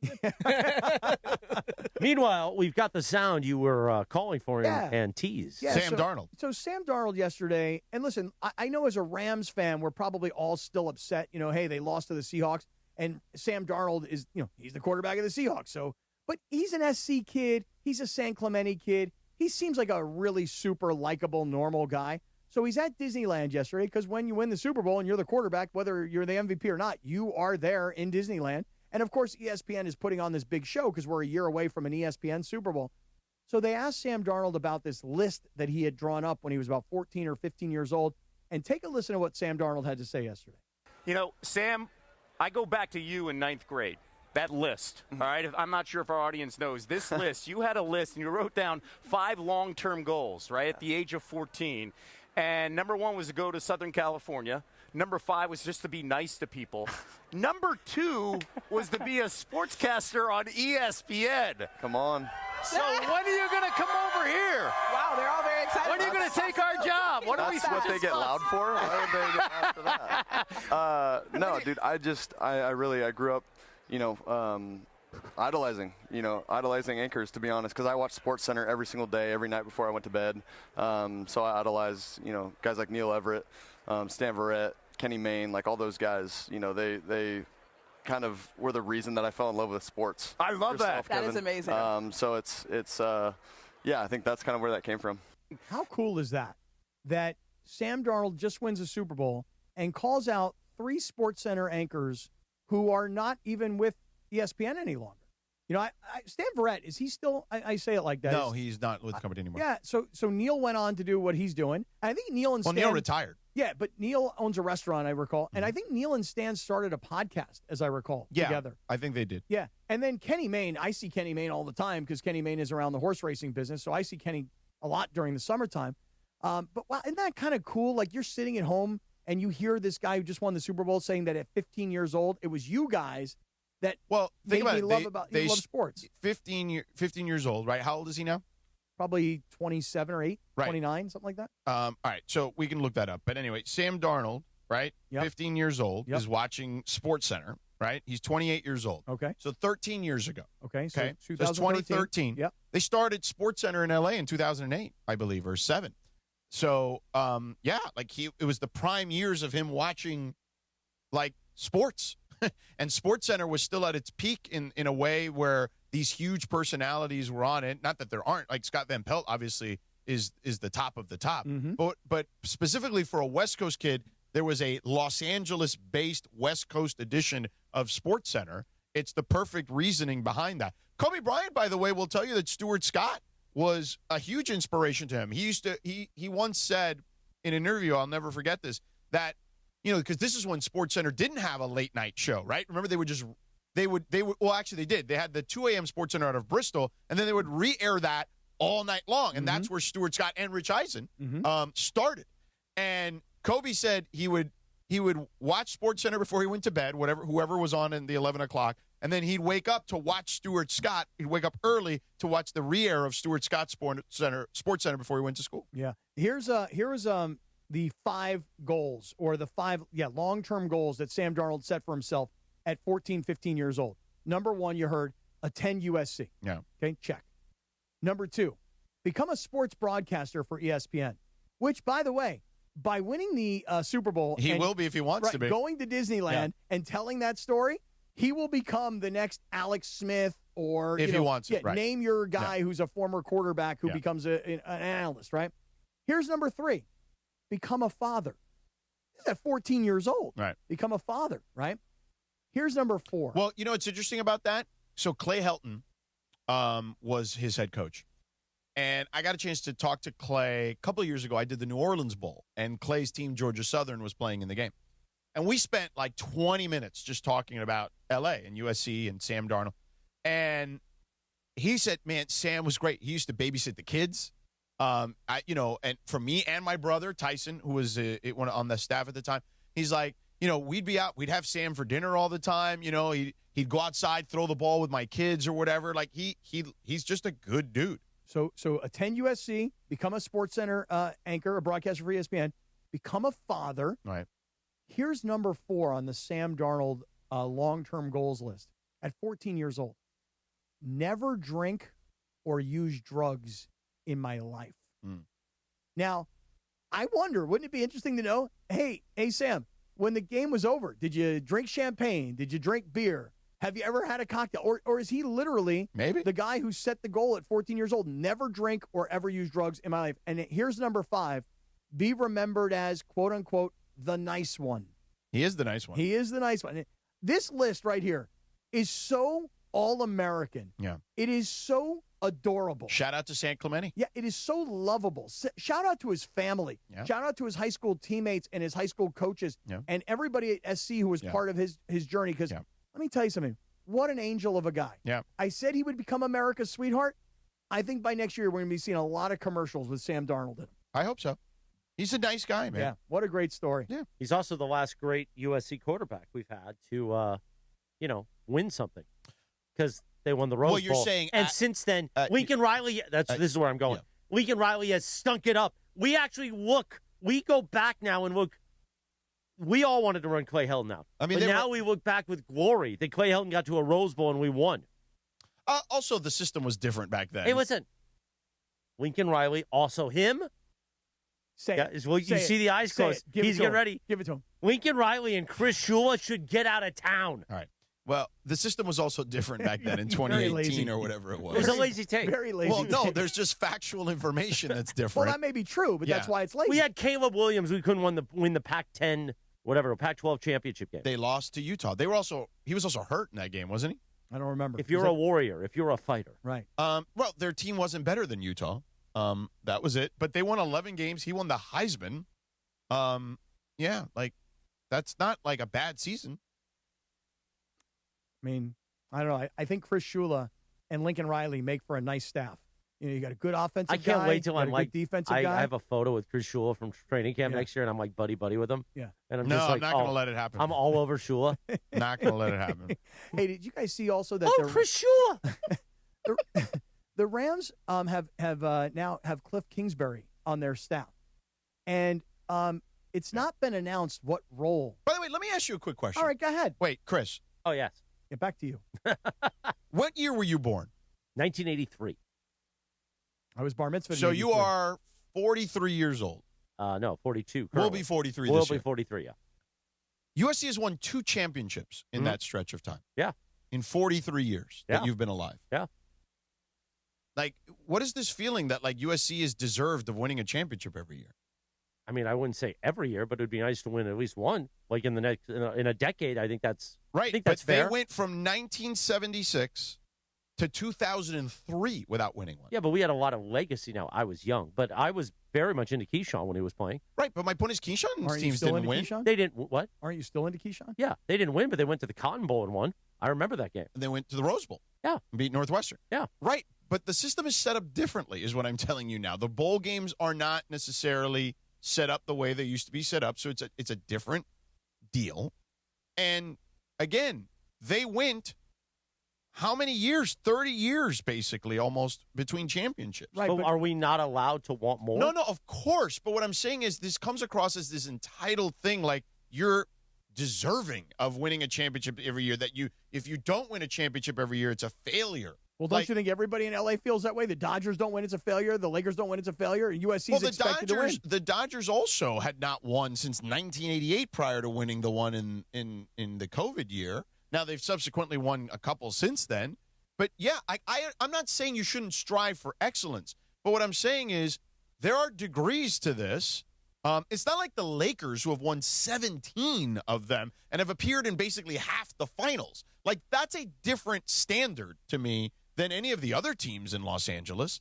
Like, I could understand holding them to that in that high regard. But the other ones, like, I think that there has been plenty of gaps for decades with an S that they haven't won championships. So you have to understand there's an ebb and flow to this stuff sometimes. Yeah, but not winning a national title, and you could still win a Rose Bowl and feel good. But that Rose Bowl is not the same setup anymore. But those years, we didn't have the top-tier coaches in college football. Lincoln Riley was built up and compensated as one of the top tier. This guy's going to make it all happen. Correct me if I'm wrong. I don't know, man. Like, I feel like I lazy. I don't think it's lazy. He brought it up. No, I mean, you guys, USC's problem, post Pete Carroll, was the whole we're going to keep it in the family thing. Okay, so Miami won how many championships under Jimmy Johnson? 1 or 2? They won 1. They went to 3. Okay. Right. Well, now, they didn't go to 3. They went to 2. They could have won 3. They lost the game at Notre Dame that ended up ruining their chances to get into the leaner but years. By the way, those years were even different too, because then you wouldn't even get 1 versus 2 for a championship. You would get based on where the teams were. And this is the same for USC in the 70s or whatever. Like, you'd get the Pac-12 versus the Big Ten in the Rose Bowl, and that could be like 1 versus 8 or 2 versus 7. And then in the Orange Bowl, you'd get the winner of the Big East in Miami versus the Big 8 at the time. So like Nebraska or Oklahoma versus Miami. And that could be like 2 versus 7 or 3 versus 6. And then at the end, they'd vote for whoever the champion was. The and AP voters and the UPI voters. And the coaches. And you'd have sometimes split national championships. Right. So it's just not apples to apples to even compare that stuff. But go ahead. Ask your question. All I was going to say is in the leaner years, you wanted Miami to get back. How good did it feel this year to be back? Yeah, but you didn't have to win the national championship to feel back. Right. All we want at USC, as USC fans, is at least to feel competitive. Right, but we're not. He came here year one and won 11 games, man, and they lost to a better Utah team when their quarterback was banged up. Like, it's okay. And then they, the program was not invested financially. He kind of put he's a victim of his own success in year one because he put a Band-Aid on something that needed surgery. And he brought in Caleb and a couple of kids from Oklahoma, and it allowed them to look like they were going to be better than they should have been. The problem was the program and the university was not ready to have sustained success because of the investment level you needed. By the way, Miami, very similarly, until they hired Mario Cristobal. Mario Cristobal left the Taj Mahal of investments in college athletics at Oregon. Phil Knight literally has a blank check for athletics over there. And he told Miami, his alma mater, where he won 2 titles as a player, I'm not coming unless there's a real investment in the program.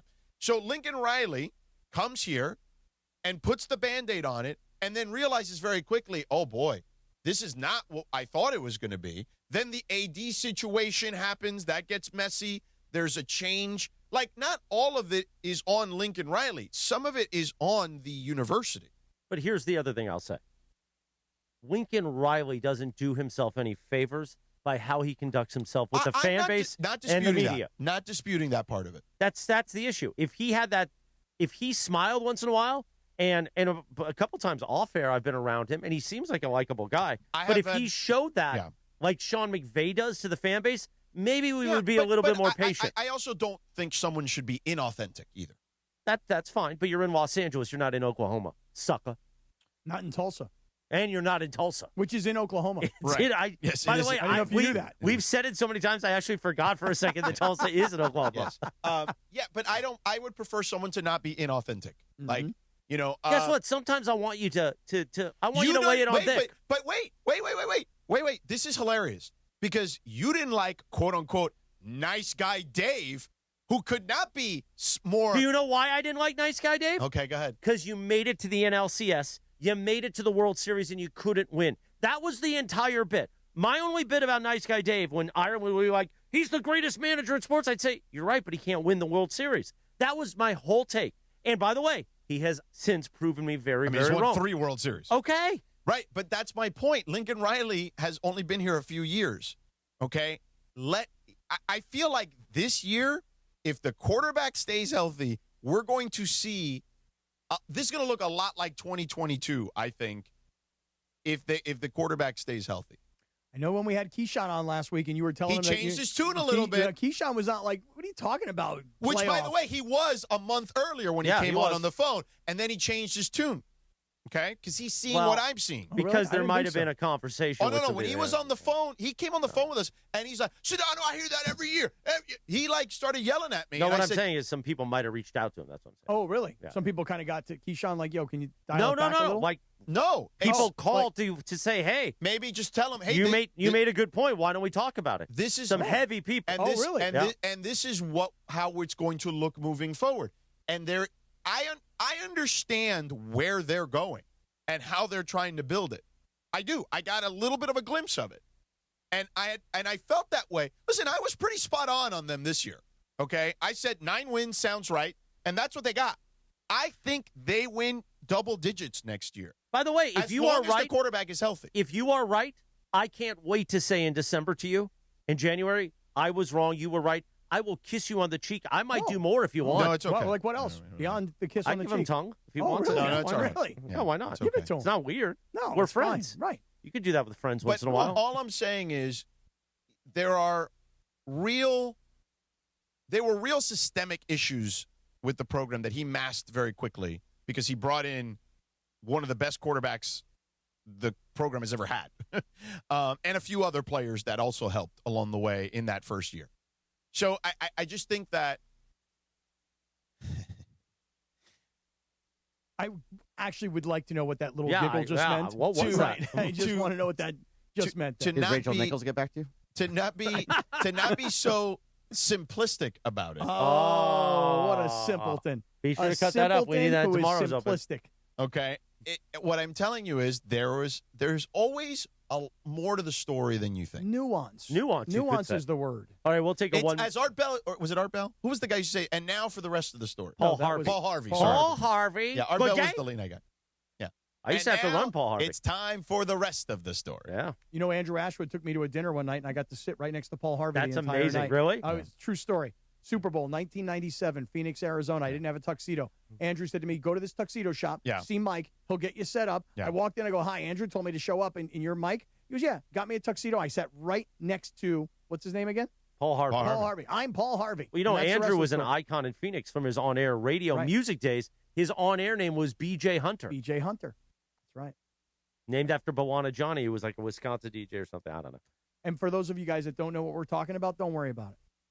Anyway, Just we're going to take a take 1 it minute in. timeout. We'll come by. What are we doing with March Madness bracket? What are we doing this year? Are we doing anything fun? It's still floating in the air. No, but you remember that one year we tried to do the cool thing with all the local TV stations and that thing got shot down very quickly? Yeah, well, that was different ownership back then. I was saying, can we do it now? I feel like people would be into it. There's some stuff floating in the air. Yeah, all right. Meanwhile, we'll take a 1 minute timeout. Then we'll do Dealer's Choice with Cappy. We'll also read from the calendar of the day. That's all ahead. The Sedano and Cap Morning Show on ESPN LA. 710 ESPN, the home of the purple and gold, and the home of Mason and Ireland. We're talking to Luke Kennard. When you got the call that you were coming to the Lakers, what was your immediate reaction? Obviously so excited to come back out here, be in LA, play for the Lake Show. I mean, obviously it's such a big stage and a great opportunity, and playing with some of the best to ever do it. I mean, I'm just ecstatic. Mason and Ireland, weekdays at noon on 710 ESPN, the ESPN LA app, and live on YouTube.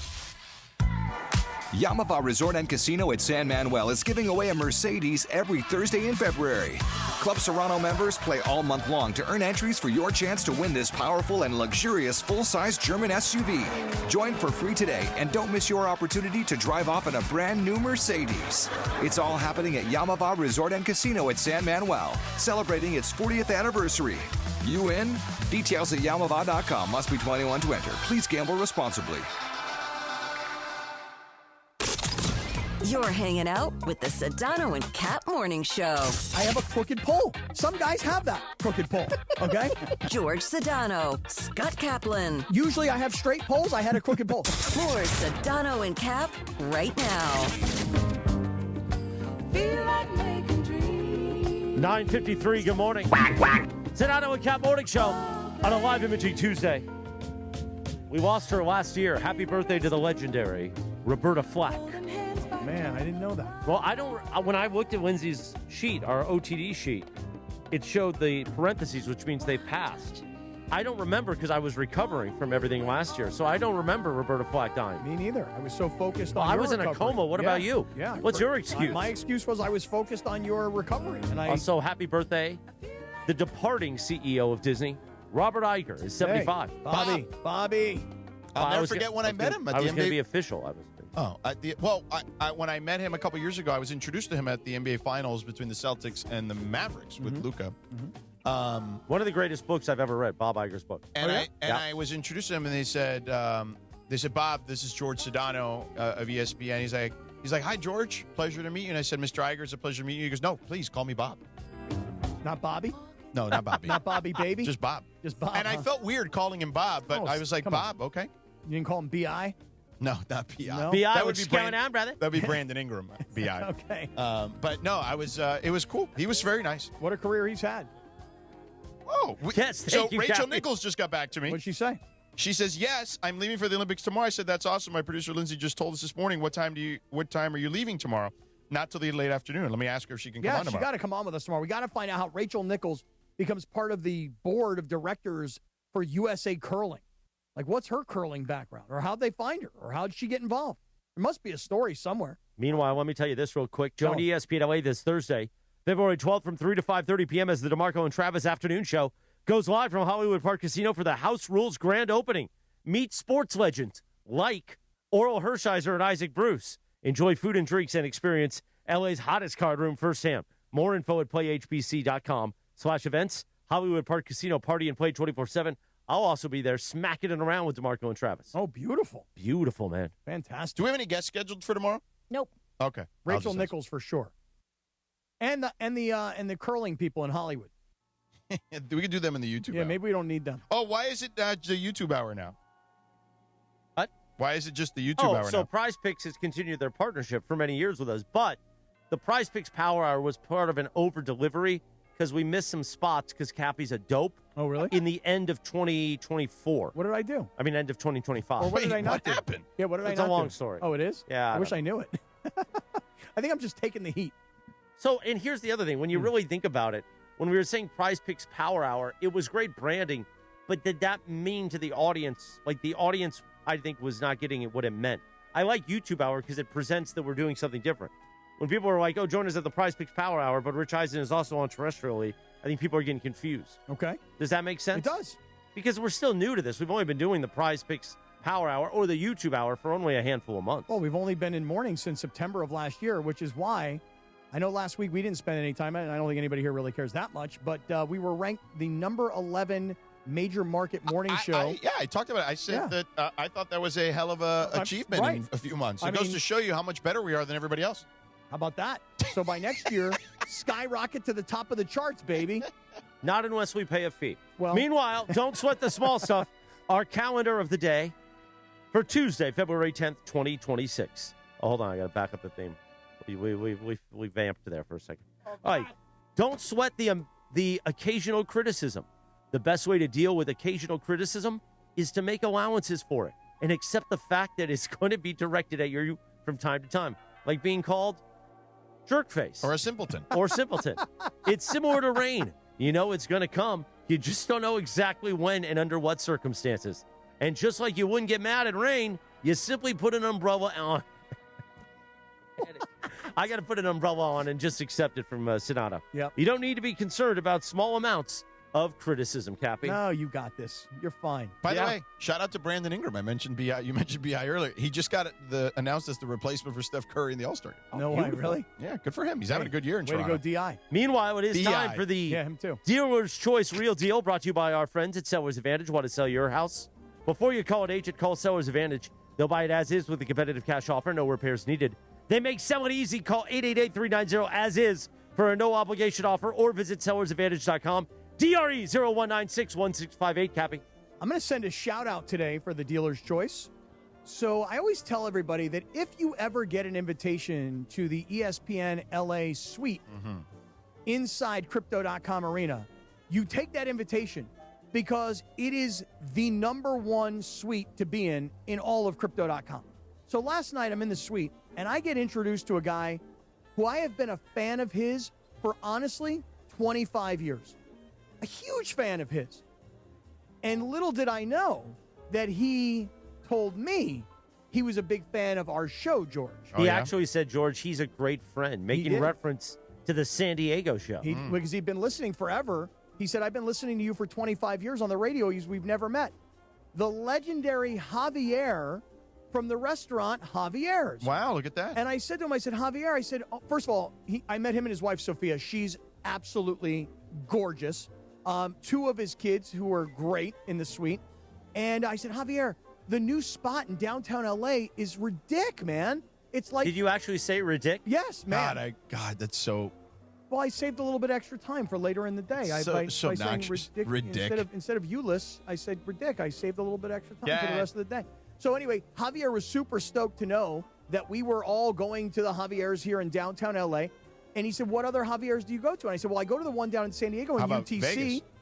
I've not been to the one in Vegas. Aria, yeah. And I said, he goes, have you been to the newest one in Newport? And I said, oh my God, dude, during the Rams bye week, me and some friends, they came down from LA. We went up from South, and we all met, and we went to the Javier's, and we had a Saturday night, and it was crazy. We had a great time. So I couldn't have been, like, I was telling him what a huge fan of the restaurant and the brand that I am. And then I was like, oh, well, I've been to the original one with this guy. And oh, I can't believe we've never met. Yeah. So shout out to Javier, his wife, Sophia, their great brand and their restaurant, and their dad, his dad, who started the original Javier's.